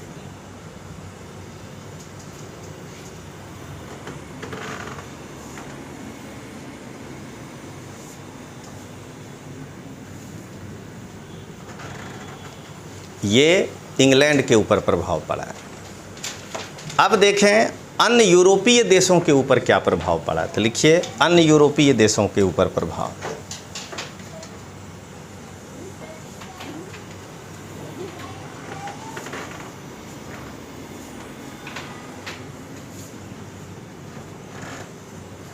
देखिए जो इंग्लैंड का मित्र देश था अब तक, ये छोटा छोटा कंट्री, उसको जो है गंभीर आर्थिक संकट का सामना करना पड़ा, क्योंकि वो बड़ा बड़ा जहाज नहीं बनाया था। ये सोच करके कि इंग्लैंड तो है ही ना हमारे साथ, अपने को तो उसी से काम चला लेते हैं। और जब महाद्वीपीय व्यवस्था में कट हो गया इंग्लैंड के साथ बिजनेस, तो अब तो बड़ा जहाज चाहिए भारत जाने के लिए, दक्षिण अफ्रीका आने के लिए। तो उनके ऊपर घोर आर्थिक संकट आ गया। लिखिए इस चीज़ को, मित्र राष्ट्र को या मित्र देशों को गंभीर संकट का सामना करना पड़ा, क्योंकि अन्य यूरोपीय देश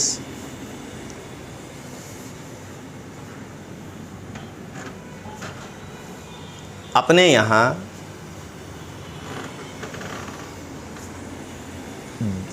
जहाज का निर्माण नहीं कर पाए थे, जलपोत का विकास नहीं कर पाए थे।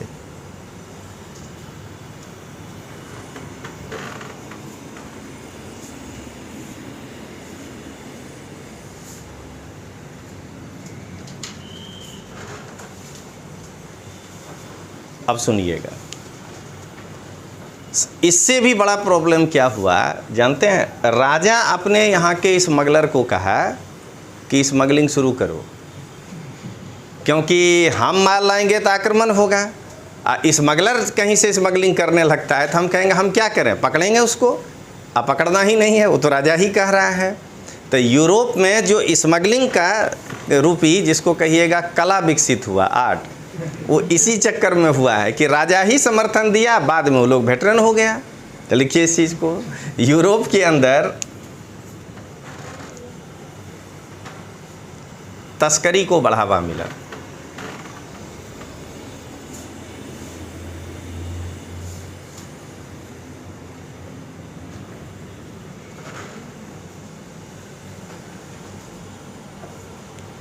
अगला,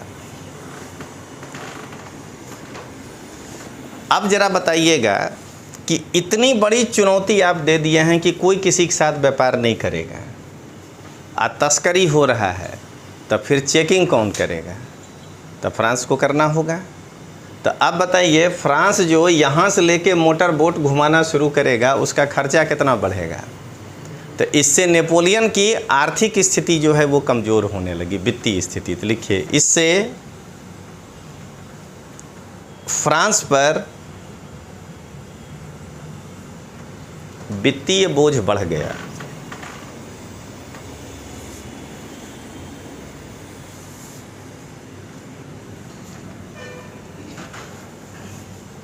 अगला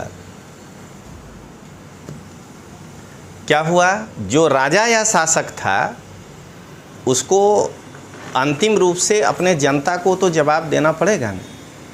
कि भाई मान लीजिए कि वो सूखा दूध का पाउडर, इंडस्ट्रियलाइजेशन का ही परिणाम होगा ना, पैस्चराइज करिए और उसका सब पानी निकाल लीजिए, पाउडर हो गया, और उसको भेज दीजिए, 4-4 महीने 6-6 महीने ख़राब नहीं होगा। तो सूखा दूध का पाउडर यहाँ से ही यहाँ सप्लाई हो रहा है। राजा जो है वो स्मगलर के थ्रू मंगाएगा तो कितना मंगाएगा? आप दिन में व्यापार कर रहे हैं और रात के अंधेरे में सामान लेकर आ रहे हैं, दोनों में फ़र्क ना होगा। तो राजा को अंतिम रूप से तो यही होगा कि हमको अपना जनता को देखना है। नेपोलियन को कितना देखेंगे? तो नेपोलियन को हाँ मिलाया, लेकिन उसको तहे दिल से स्वीकार नहीं किया।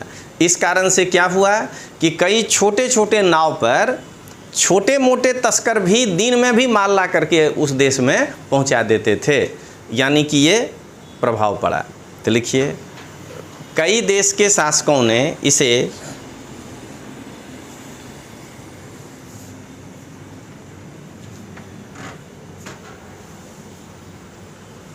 तहे दिल से स्वीकार नहीं किया, जिससे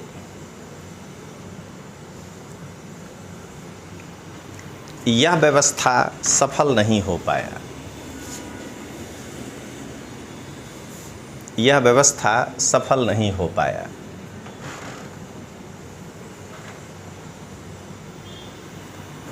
और अंतिम सबसे बड़ा झटका नेपोलियन को इसी में लगा कि खर्चा बढ़ गया। देखिए, पुराना क्लास याद करिए, युद्ध का खर्चा तो क्षतिपूर्ति से निकाल लेता था, उससे वो अगला युद्ध लड़ लेता था, फिर उसका खर्चा उससे निकाल लेता था, लेकिन इस पेट्रोलिंग वाला खर्चा कहाँ से निकालेगा? तो नेपोलियन के पतन का मार्ग यहीं से प्रशस्त हो गया, क्योंकि अब उसको अपने जनता पर नया नया कर लगाना पड़ेगा। यानी फिर से वो चला जाएगा लुई 16वां के काल में। तो लिखिए इस चीज़ को, इसने नेपोलियन के पतन का मार्ग प्रशस्त कर दिया।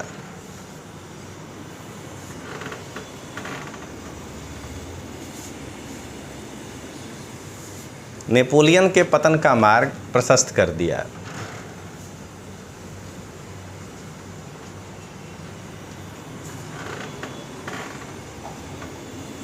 अगला, इतना हो गया प्रभाव। अब आपको जानना है कि महाद्वीपीय व्यवस्था के असफलता का कारण क्या था। तो नीचे 2-3 पॉइंट तो लिखे ही हैं, थोड़ा और लिखते हैं और उसको इसमें ऐड कर देंगे। तो लिखिए, महाद्वीपीय व्यवस्था के असफलता के कारण।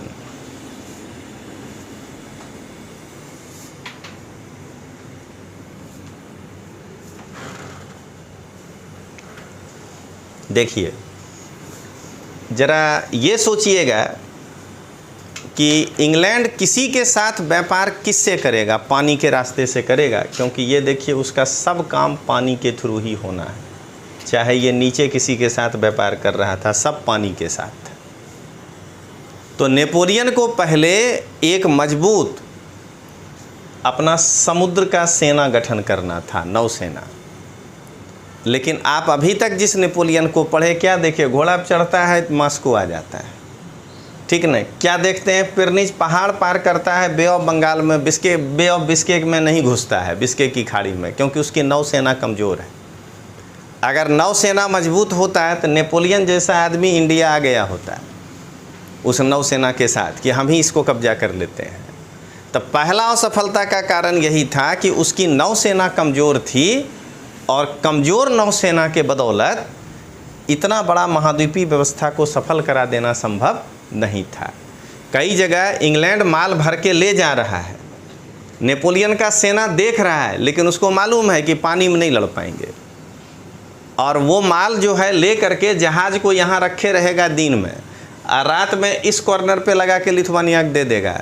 रात में आप जाएंगे वहाँ चेक करने, और दिन में वो इंग्लैंड का जहाज़ है, ठीक ना, लिथुआनिया का राजा नहीं लिया है कि आप उसके ऊपर हमला कर देंगे, और रात में जहाज़ से माल कहाँ चला गया किसको मालूम। तो ये जो है इसके असफलता का एक कारण था। तो लिखिए इस चीज़ को, नेपोलियन के पास एक सशक्त समुद्री सेना का अभाव था।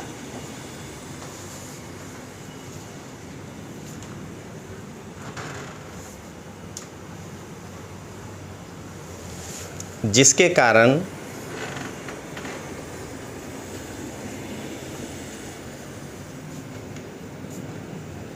वह यूरोप के सभी देशों के बंदरगाहों का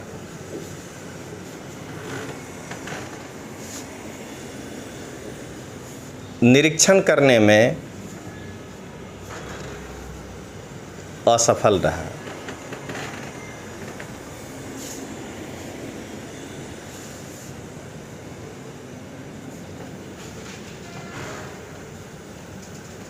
अगला, जो अभी अगर हल्ला हो जाए, मान लीजिए कि 3 दिन तक पेट्रोल नहीं मिलेगा, अगर अचानक अभी आप में व्हाट्सएप आ जाए तो हम उम्मीद करते हैं कि क्लास बंद करना पड़ेगा, सब भागिएगा पेट्रोल लेने, लंबा लाइन लग जाएगा। यही कहानी वहाँ भी हुआ है कि जब चीज़ नहीं मिल रहा है तो उसके लिए मारामारी शुरू हुआ।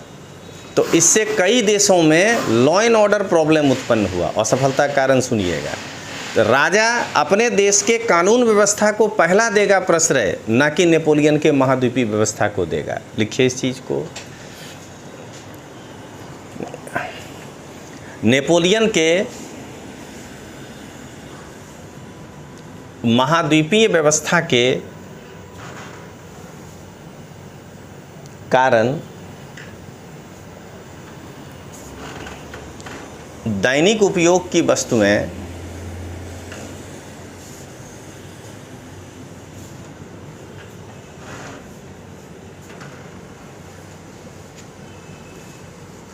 अन्य देशों में महंगी होती चली गई,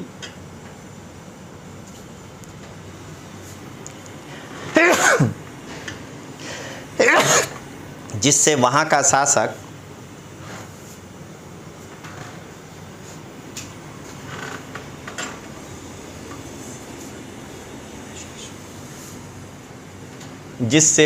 शासक तहे दिल से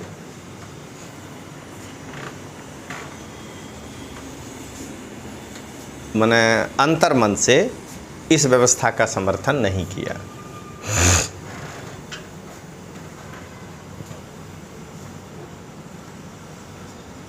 अगला, वो जो आप ऊपर इंग्लैंड पर प्रभाव लिखे थे, पहला वो है असफलता का कारण। कच्चा माल मंगा लिया उपनिवेश से, उत्पादित माल को उपनिवेश में बेच दिया। ये यही सोचा था कि इसको आर्थिक रूप से घुटने के बल पे खड़ा कर देंगे, इससे जब कोई नहीं खरीदेगा तो ये आर्थिक रूप से कमज़ोर होगा और घुटने के बल पर आकर के खड़ा हो जाएगा, और वो चीज़ नहीं हो पाया। तो लिखिए इस चीज़ को। इंग्लैंड अपने उपनिवेश के अंदर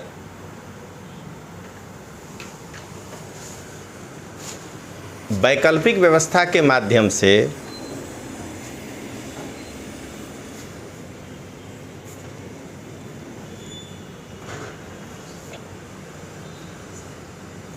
कच्चे माल मंगाकर उत्पादित माल को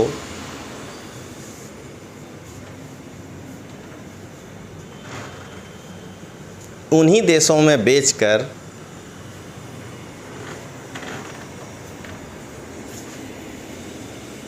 आर्थिक क्षतिपूर्ति कर दिया।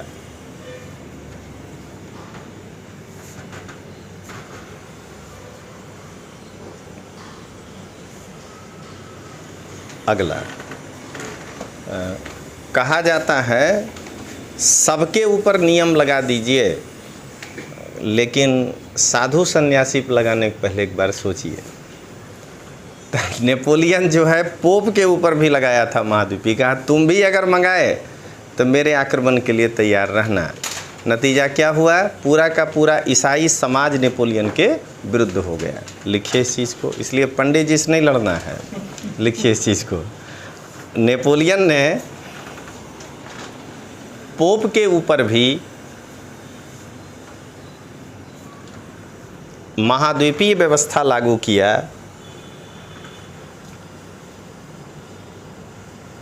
जिसके कारण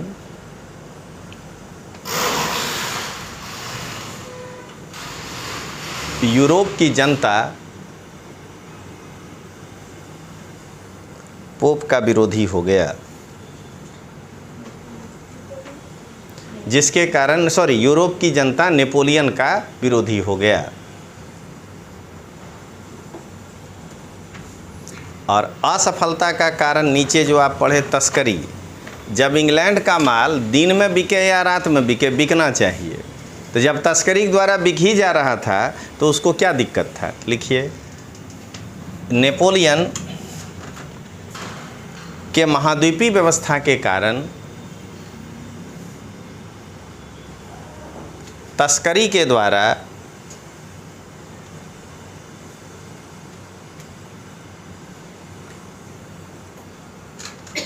उसका माल बिक जाता था, जिससे इंग्लैंड को कोई नुकसान नहीं हुआ।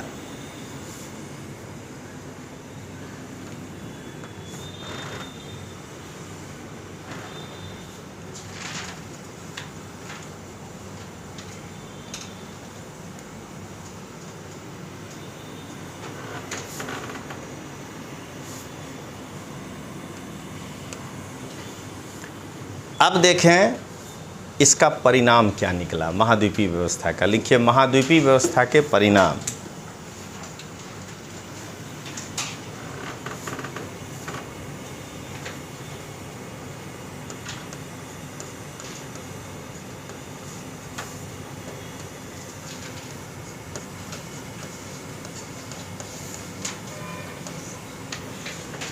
नकारात्मक परिणाम। पहले नेगेटिव रिजल्ट क्या आया।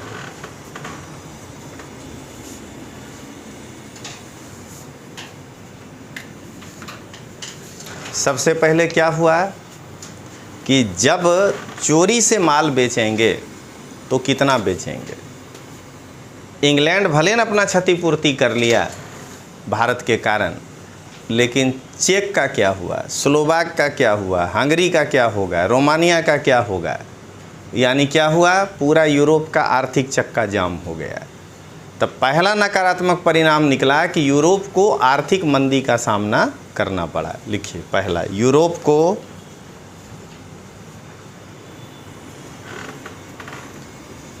आर्थिक मंदी के दौर से गुजरना पड़ा।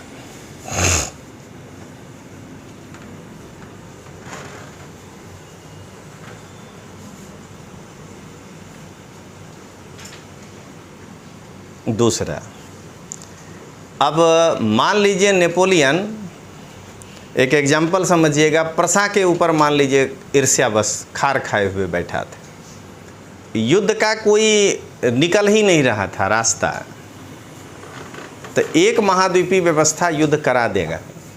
आरोप लगा दीजिए कि तुम रात में माल खरीदते हो, तो मतलब इस महाद्वीपीय व्यवस्था के कारण यूरोप को कई अनावश्यक युद्धों का सामना करना पड़ा। लिखिए, इस व्यवस्था के कारण यूरोप को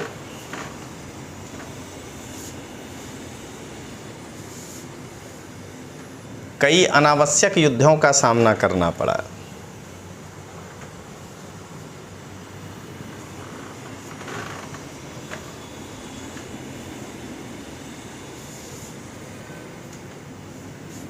अगला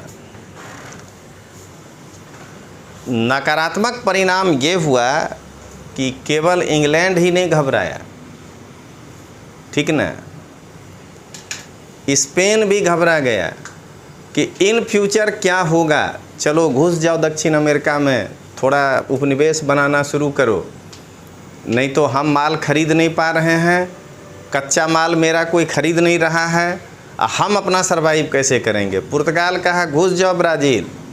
यानी उपनिवेशीकरण की प्रक्रिया और बढ़ गई, क्योंकि अभी तक खाली इंग्लैंड इसमें शामिल था, अब अन्य यूरोपीय देश भी जो है वो उपनिवेश, ये नहीं मिलेगा आपको किताबों में। जो आपको समझा रहे हैं भले जैन माथुर साहब का किताब है, लेकिन पढ़ते समय ये आपको खुद एनालिसिस करना होगा कि आप जो है ये क्या कर रहे हैं। ठीक है, आप एक छोटा सा एग्जाम्पल देखिएगा, कोई पार्टी के नाम नहीं ले रहे हैं, आप हमको ये समझाइएगा 200 यूनिट तक मान लीजिए बिजली फ्री है, एनालिसिस इसी को कहते हैं। हम करके बैठे हैं, कल भंडा फोड़ करेंगे। क्या कहते हैं 201 से 3 रुपया पर यूनिट हो जाए, 301 से 5 रुपया पर यूनिट हो जाए और 401 से 8 रुपया पर यूनिट हो जाए, तो ज़रा बताइए आज के डेट में आप अपना बिजली बिल निकाल के देखिए कि आप ये 301 वाला में आ जाते हैं कि नहीं। इतना यूनिट तो बिजली आम आदमी घर में जलना ही जलना है। एक एसी और 2 ट्यूब लाइट खाली रख लीजिए और टीवी फ्रिज रख के देखिए। हम फ्लैट 6 रुपया है गुजरात, तो अल्टीमेटली जैसे 200 पार करिएगा तो ये हो जाएगा 3 गुना 200, 600 रुपया। समझ गए? जैसे 301 पार करिएगा तो अभी 5 गुना 301, ये स्लैब के बाद प्लस नहीं होगा। समझ गए ना? यानी आप हो गए 300 गुना 5 रुपया। 300 यूनिट वाला को 1500 रुपया दिल्ली में भी भरना पड़ रहा है बिजली बिल। समझ गए? अगर 401 हो गए तो 8 चौक 3200 रुपया भरना पड़ेगा। ये इनकम टैक्स जैसा नहीं कि 200 का पहले बाकात करो, फिर 1 यूनिट गुना 3 रुपया करें। समझ रहे हैं? मैंने 99 यूनिट गुना 3 रुपया करें, फिर 300 से आगे बढ़ें तो फिर जाके 4 रुपया करें। अगर ये करें तब समझना है कि बिजली सस्ता है। तो है वही कि एगो देखिएगा आता है फेसबुक में, ऐसे करके आइसक्रीम खिलाता है, गोल वाला होता है, आप हाथ डालते हैं निकाल लेता है, ठीक ना, आपको लेने नहीं देता है। यही है केजरीवाल। तो ध्यान रखिएगा कि हम केजरीवाल का नाम इसलिए लिए कि आप ये बताइए हमको कोई सिखा रहा है इस फील्ड में कि एनालिसिस कैसे करेंगे। आपको लगेगा ना कि तोमर सर ये 16 साल से पढ़ा रहे हैं, 22 साल से पढ़ा रहे हैं, इनको रटा गया होगा। ऐसा नहीं है। पढ़ते समय थोड़ा दिमाग स्थिर करिए, लाइन पर सोचिए, उसको एनालाइज करिए। ये कहाँ से लाए? ओरिजिनल एगो बिजली बिल मंगाए दिल्ली से, संदीप से मंगाए। हम बोले कि तुम अपना दुकान वाला लाओ और तुम अपना घर वाला लाओ, जरा देखें तो कि खेला क्या है। तो बेचारा 3200 भरता है बिजली बिल, क्योंकि उसका बिल आ रहा है 400 यूनिट। तो क्या देख रहे हैं आप कि जब देखे उसमें A+B, B+C, C+D, ऐसा कहीं नहीं है। ABCD, जिसमें फंसे चूहा उसको उतना जो है मूल्य चुकाना होगा। समझ गए? गुना इतना होगा। अब भी अगर गुलनाज को विरोध करना है तो हम कुछ नहीं कर सकते हैं। चलिए अब आगे देखते हैं। आज मेरा सपोर्टर अकरम नहीं है, जुबैर, नहीं तो दोनों हमको साथ देता है। तो ध्यान रखिएगा कि ये जो सिखाए ये कोई पार्टी का बात नहीं बता रहे हैं। कहीं पढ़िए, अगर आप एनालिसिस नहीं कर पाइएगा तो आप कुछ नहीं कर पाइएगा। तो ये जो है ये यहाँ भी आप एनालाइज करिए इसमें कि उपनिवेशीकरण की प्रक्रिया 1800 के बाद क्यों सब टूट पड़ा। बड़ा बड़ा छोड़ दीजिए, मैंने IAS का परीक्षा सब देना चाहता है, लेकिन कम से कम अब संजय जी कर्मचारी की परीक्षा देने बिहार नहीं जाते होंगे, BPSC देने जाते होंगे। आखिर कर्मचारी में जाते हैं क्या करेंगे? जब रेलवे ऑलरेडी उससे ऊपर हैं, हम कर्मचारी में तलाटी तो भर के क्या करेंगे? मतलब कहने का कि ब्राज़ील कब्जा किए तो UPSC था, क्या कहते हैं अर्जेंटीना कब्जा किए तो मान लिए कि वो GPSC था। ये वेस्ट इंडीज में जो सेंट लूसिया से लेके छोटा छोटा कब्जा करने पर तुल गए थे, ये तो तलाटिया लाटी दे रहे थे ना। मतलब क्या देख रहे हैं? ऐसे एनालाइज करिए कि छोटा छोटा द्वीप तक पे इनका नज़र पड़ गया। क्यों? क्योंकि ये महाद्वीपीय व्यवस्था के कारण उनका काम नहीं चल रहा था। तो लिखिए इस चीज़ को। यूरोप के कई देशों के द्वारा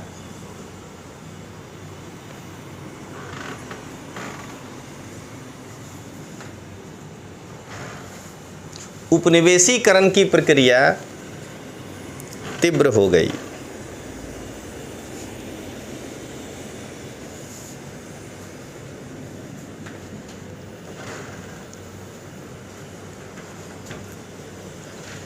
और हमेशा ध्यान रखना है, कोई भी फील्ड हो आपका, ध्यान दीजिएगा, बिजनेस, नौकरी, राजनीति, सबका फार्मूला एक ही होता है। जिसको गिराना है पहले उसको खलनायक बना दीजिए जनता की नज़र में। समझ गए? तो नेपोलियन क्या हुआ? खलनायक बन गया। हर देश का जनता सोच रहा है इसके कारण ही हमको दूध का डिब्बी नहीं मिलता है, इसके कारण ही हमको कपड़ा नहीं मिल रहा है, ठीक ना। तो वो खलनायक बन जाएगा तो इसके कारण पूरा यूरोप जो है वो नेपोलियन का विरोधी हो गया। ये नकारात्मक परिणाम निकला। मतलब उसको जब ले जा करके कोर्सिका टापू पर रखा तब फ्रांस का जनता ही खाली दुखी हुआ था। अरे जिसको उसमें से हिस्सा चाहिए वही दुखी होगा, जिसको नहीं चाहिए वो क्यों दुखी होगा। अब बाकी पूरा यूरोप खुश हो गया था कि चलो इससे छुटकारा तो मिला हमको। लिखिए इस चीज़ को, नेपोलियन यूरोपीय जनता की नज़रों में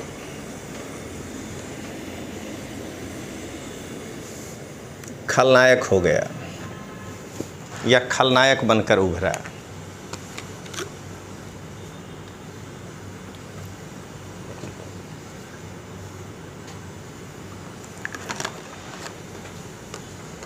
अगला, अब लिखिए सकारात्मक परिणाम।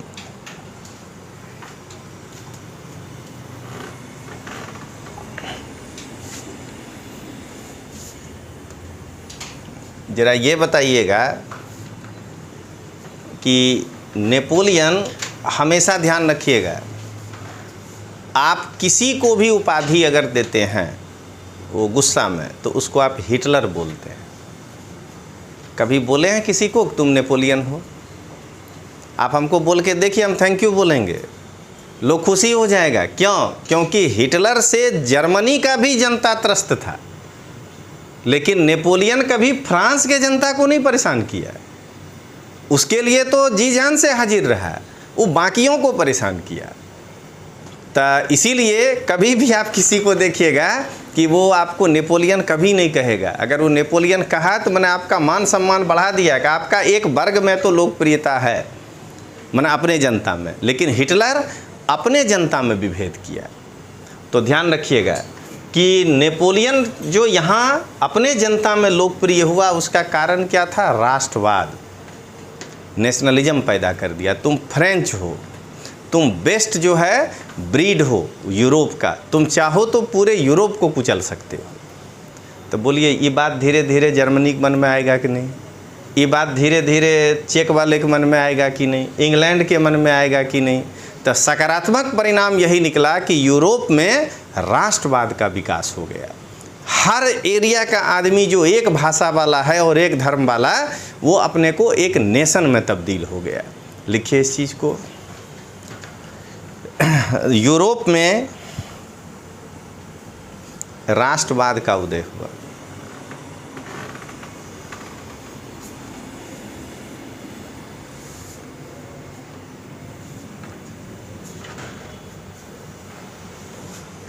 अब देखिए, ये जो राष्ट्रवाद है, इसके सकारात्मक भी परिणाम होते हैं। अगला चैप्टर में पढ़ाएंगे। आप इसके पढ़ने के बाद ही तो बेहतरीन आंसर लिखिएगा, निबंध वगैरह का देखिएगा। नेशनलिज्म आएगा पॉलिटी में। कहिए खाली पॉलिटिक लड़का को लिखने के लिए पहले बता दो कि राष्ट्रवाद होता क्या है, तो समझ जाएं।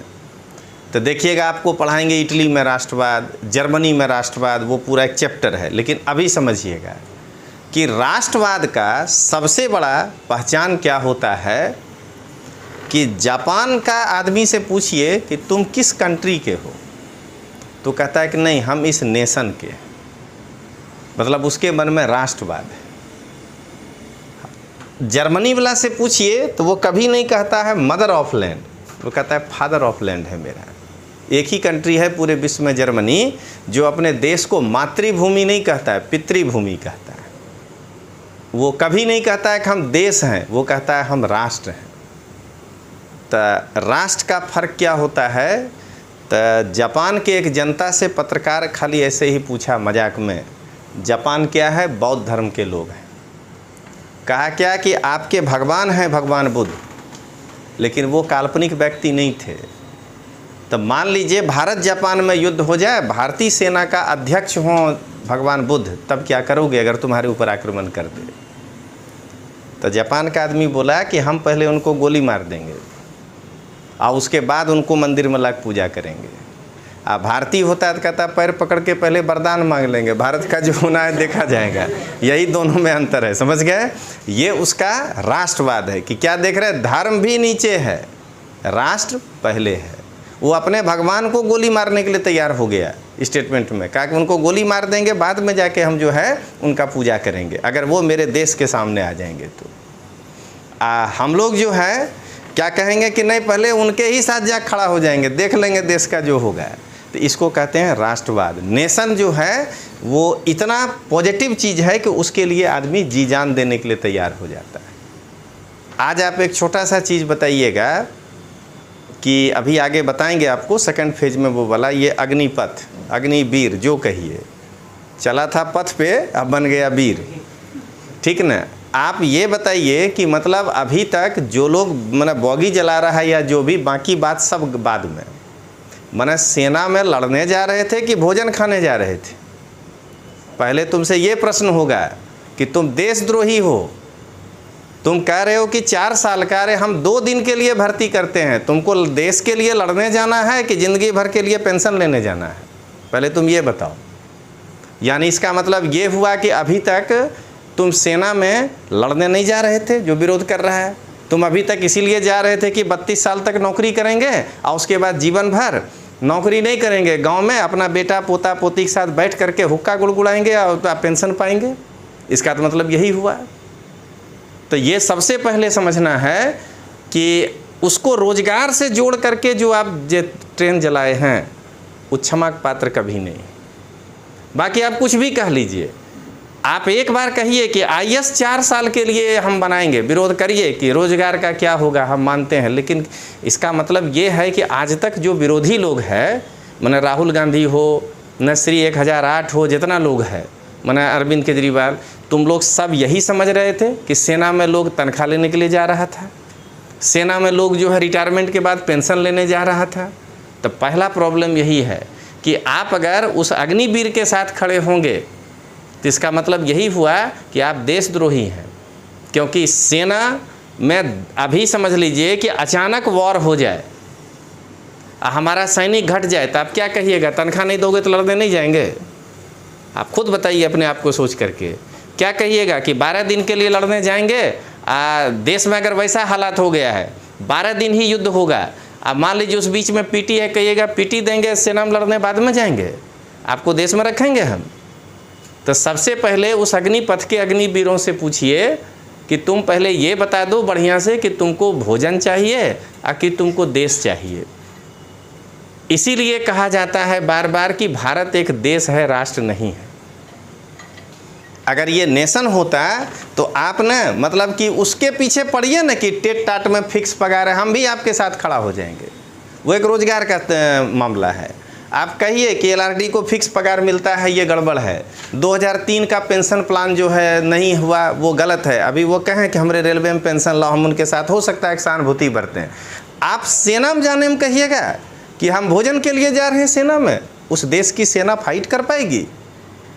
आप जरा सोचिए कि आपका यह मैसेज जो वहाँ कारगिल में खड़ा है उस बेचारे को क्या गया होगा कि ये निठल्ला लोग इसलिए आने वाला था देश में कि मतलब ये आकर के यहाँ भोजन करता और हम कारगिल में जान दे रहे हैं। आप इस चीज़ को समझिएगा। तो सबसे पहले ध्यान रखिएगा कि राष्ट्र में जिस दिन आप तब्दील हो जाइएगा, आपको बताते हैं कि उसमें वीडियो और ये सब नहीं था। कारगिल की लड़ाई जब हुई थी तो तब हम दिल्ली विश्वविद्यालय में बाबा बन चुके थे, 99 का बात है। बाबा मैंने 2 विषय से में ये सब करके एकदम वरिष्ठ लोग हो गए थे। तो लाल किला के अंदर सैनिक कैंटोनमेंट एरिया है। दिल्ली विश्वविद्यालय से हम 50 लड़का, उसमें हम भी शामिल थे, डायरेक्ट जा कर के मिले थे मेजर से। सब बिहारी थे हम लोग। तब मेजर को जा कर के यही कहे कि अगर वहाँ आदमी घट रहा है, मैंने 99 में उसमें युवा थे हम लोग, 30 बरस, कोई 29 साल, तो कहे कि अगर वहाँ सेना घट रहा है ना तो हम लोग को ले चलिए। तो देखिए वो जीडी पास करके आता है, इसीलिए सीडीएस बहुत भारी परीक्षा है। रिटर्न आसान है उसका इंटरव्यू। वो हमसे पूछा कि आप वहाँ जाकर करेंगे क्या? आपको आता है तोप चलाना? आपको अगर हम वहाँ लेकर चले जाएंगे और आपको फोर्स के सामने खड़ा कर देंगे तो आपको बटन भी दबाना आता है? आप ट्रेनिंग लिए हैं? तो यूपीएससी वाला आदमी गया था तैयारी करने वाला, जवाब तो दे के ही आएंगे। तो हमने उनको कहा कि साहब जी ऐसा है कि सेना में जो रसोइया है ना, तोप चलाने की ट्रेनिंग तो उसको भी दिया जाता है। तो हम लोग से खाना बनवाइएगा और वो तोप चलाएगा। खाना तो बनाने आता है ना, दाल चावल तो बना ही देंगे। तो हम लोग को ले चलिए, नहीं लड़ेंगे, लेकिन हम लोग खाना बनावेंगे। हमके कपड़ा धोने का काम कर सकते हैं सेना का, तो हम लोग को वहाँ ले लीजिए। और जो कपड़ा धोने वाला है उसको भी आप ट्रेनिंग दिए हैं बोफोर्स चलाने का, तो वो जो है वो काम करेगा। तो मेजर जो है चंदू भैया हम लोगों के साथ गए थे, सबसे सीनियर थे, उससे हाथ मिला करके बोले कि आज सीना गर्व से फूल गया, जाइए, जिस देश का जनता इतना हमारे साथ खड़ा है, कोई कमी नहीं है सेना का, हम लोग नहीं हारेंगे, जाइए आप लोग। तो क्या देख रहे हैं आप कि कहने गए कि 12 दिन के लिए ले जाओगे तो तनख्वाह दो। माना आज जो है, जो बार बार कह रहे हैं, हो सकता है इसको कोई डाउनलोड भी कर ले। आपके साथ लड़ने में प्रॉब्लम यही है कि आपको ले दे करके दो ही चीज़ दिख रहा है, रोजगार रोजगार। आप पढ़े हैं प्राइवेट कॉलेज में, तब सोचिए नहीं रहे थे कि सरकारी में पढ़ें जाके।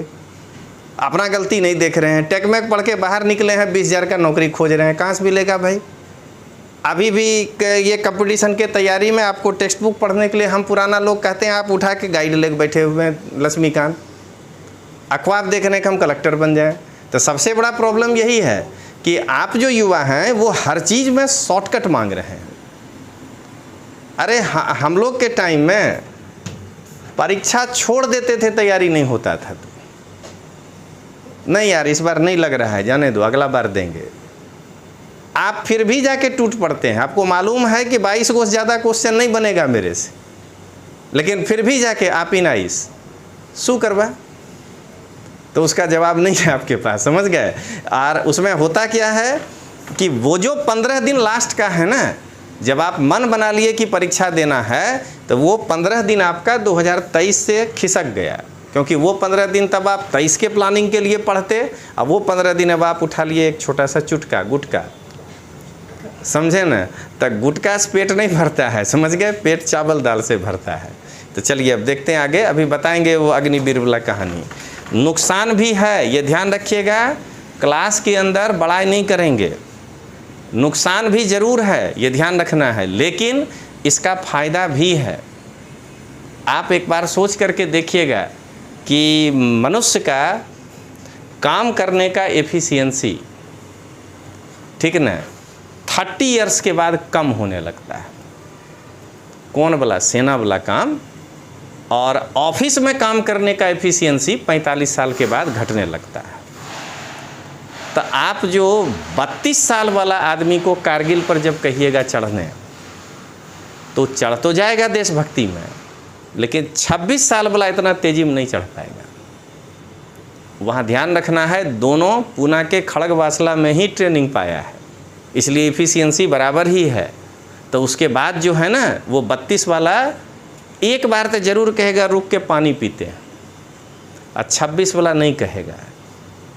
दूसरा, जब हर चीज़ में आप दिखाने लगते हैं कि अमेरिका में ऐसा होता है, ठीक है ना, जब आप कहते हैं इजराइल में ऐसा होता है, मैंने एक तरफ आप ख्वाब देख रहे हैं कि मेरा देश वहाँ तक चला जाए, तो दोनों देश में 26 तक रिटायरमेंट सेना में, अमेरिका और इजराइल दोनों जगह आपको जब भर्ती होना है होइए, रिटायर सेना में 26 साल में कर देगा।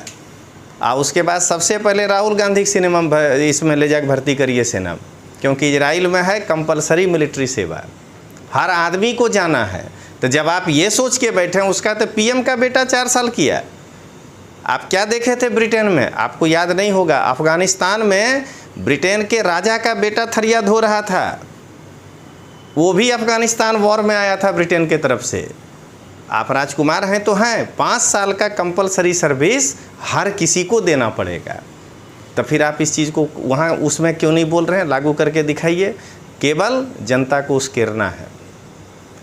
अभी समझिएगा क्या कहते हैं, फ़ायदा की बात करें।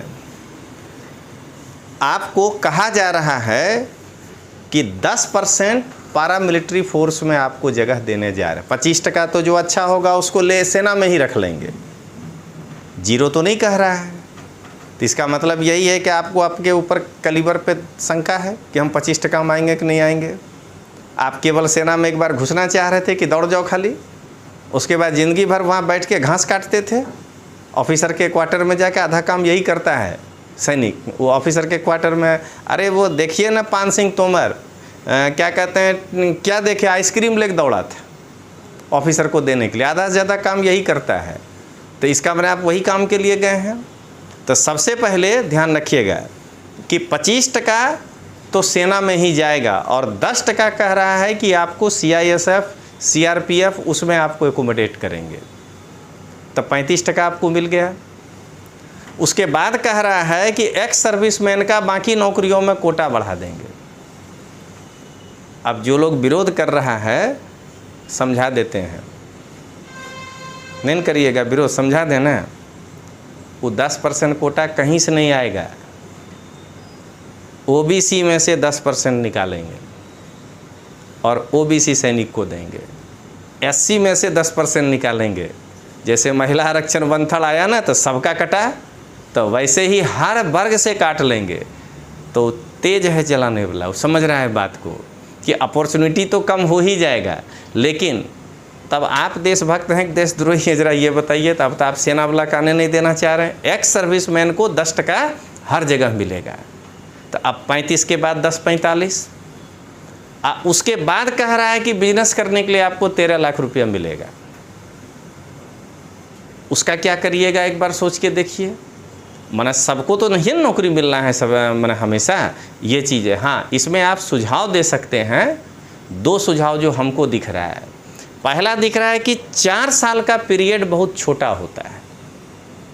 मतलब कि जो आप सोच रहे हैं कि एकदम ट्रेंड सैनिक आएगा तो उसको कहीं बढ़िया नौकरी मिल जाएगा, तो 4 साल थोड़ा छोटा है। उसको 6 साल या 7 साल करिए, मैंने 1-2 साल और इंक्रीज कर दीजिए।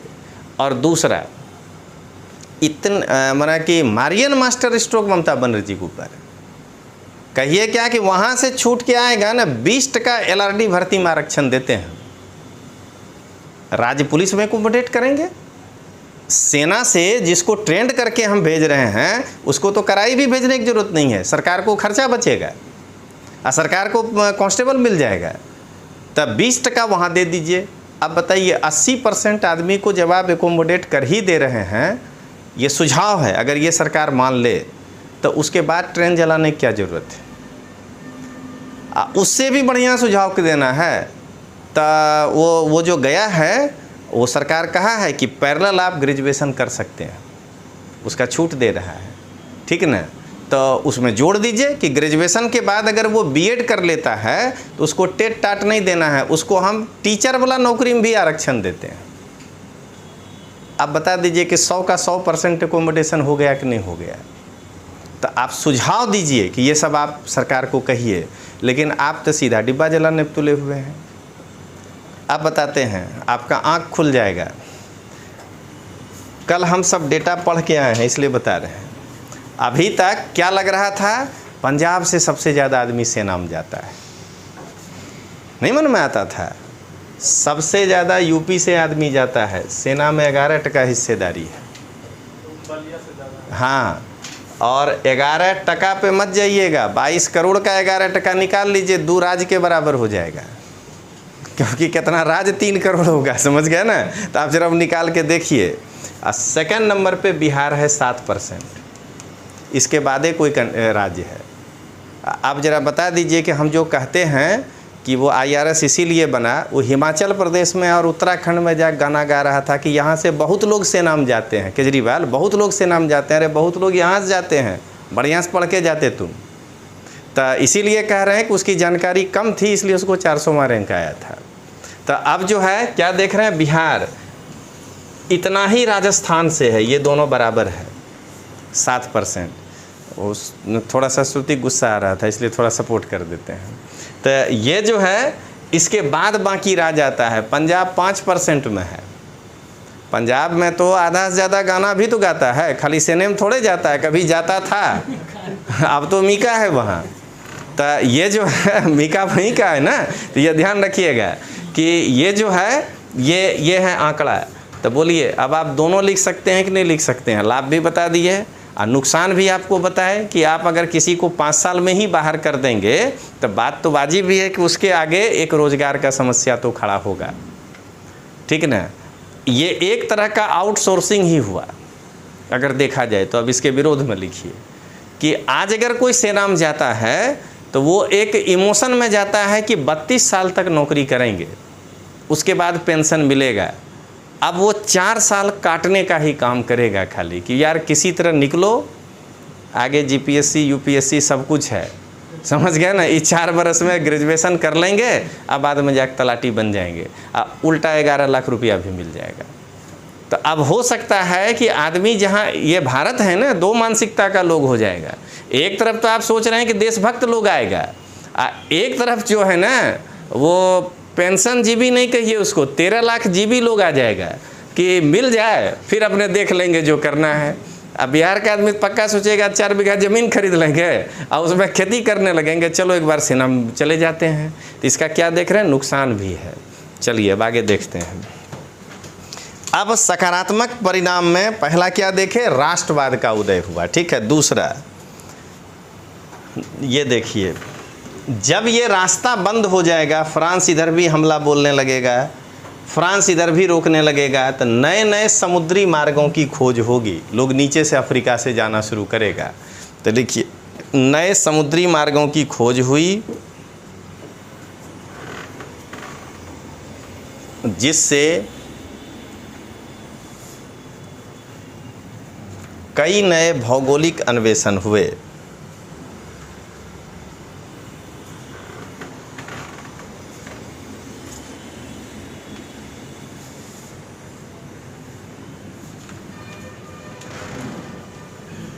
अगला, अब देखिए कि कई प्रकार का साइंटिफिक इन्वेजन भी होगा, वैज्ञानिक आविष्कार। कुछ देश इससे लड़ने के मूड में आ गया होगा, अभी नहीं संभव है तो कुछ नया बनाओ औजार हथियार जिससे कि हम लड़ें। कुछ देश जो है अब रात में तस्करी करना है। मान लीजिए अब तक आपके पास ऐसा नाव था जिसमें आप रात को नहीं निकल पाते थे, लाइट वाइट का व्यवस्था नहीं था, और उस समय तो पक्का बिजली कहाँ से लाइएगा, कोई जनरेटर तो है ही नहीं। तो कुछ ऐसा नया नाव बनाइएगा कि रात में भी आप उसका काम कर सकें। तो कई नए वैज्ञानिक खोज हुए। कुछ देश अपने यहाँ सोचने लगेगा।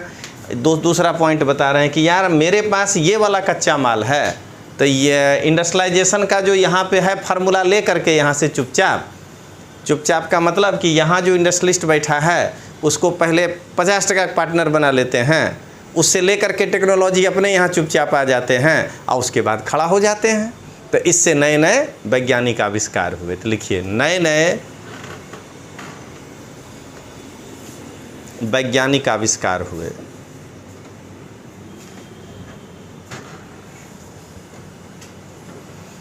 और हमारे बिहार में कहावत है कि घर में कोई प्रकार का नकारात्मक अगर हलचल होता है, वो कहावत बाद में बताएंगे, आज संजय जी आए, अच्छा लगेगा इनको सुनने में। तो घर का जो सबसे कमज़ोर लोग होता है ना, वही सबसे पहले खुश होता है अगर घर में कुछ कमजोरी हो तो कहा जाता है हमारे यहाँ कि घर में उठा है हालो हुच्चो तो नाचने लगता है नाढ़ा बुच्चा। तो जितना नाढ़ा बुच्चा था वो लोग डांस करने लगा इसके बाद, कि जब लगा कि अरे इंग्लैंड जो है कमज़ोर हो गया है फ्रांस से, चलो राष्ट्रीय आंदोलन। तो कई सारे देशों में इससे राष्ट्रीय आंदोलन की शुरुआत हुई। तो लिखिए, इससे कई देशों में या कई उपनिवेशों में राष्ट्रीय आंदोलन की शुरुआत हुई।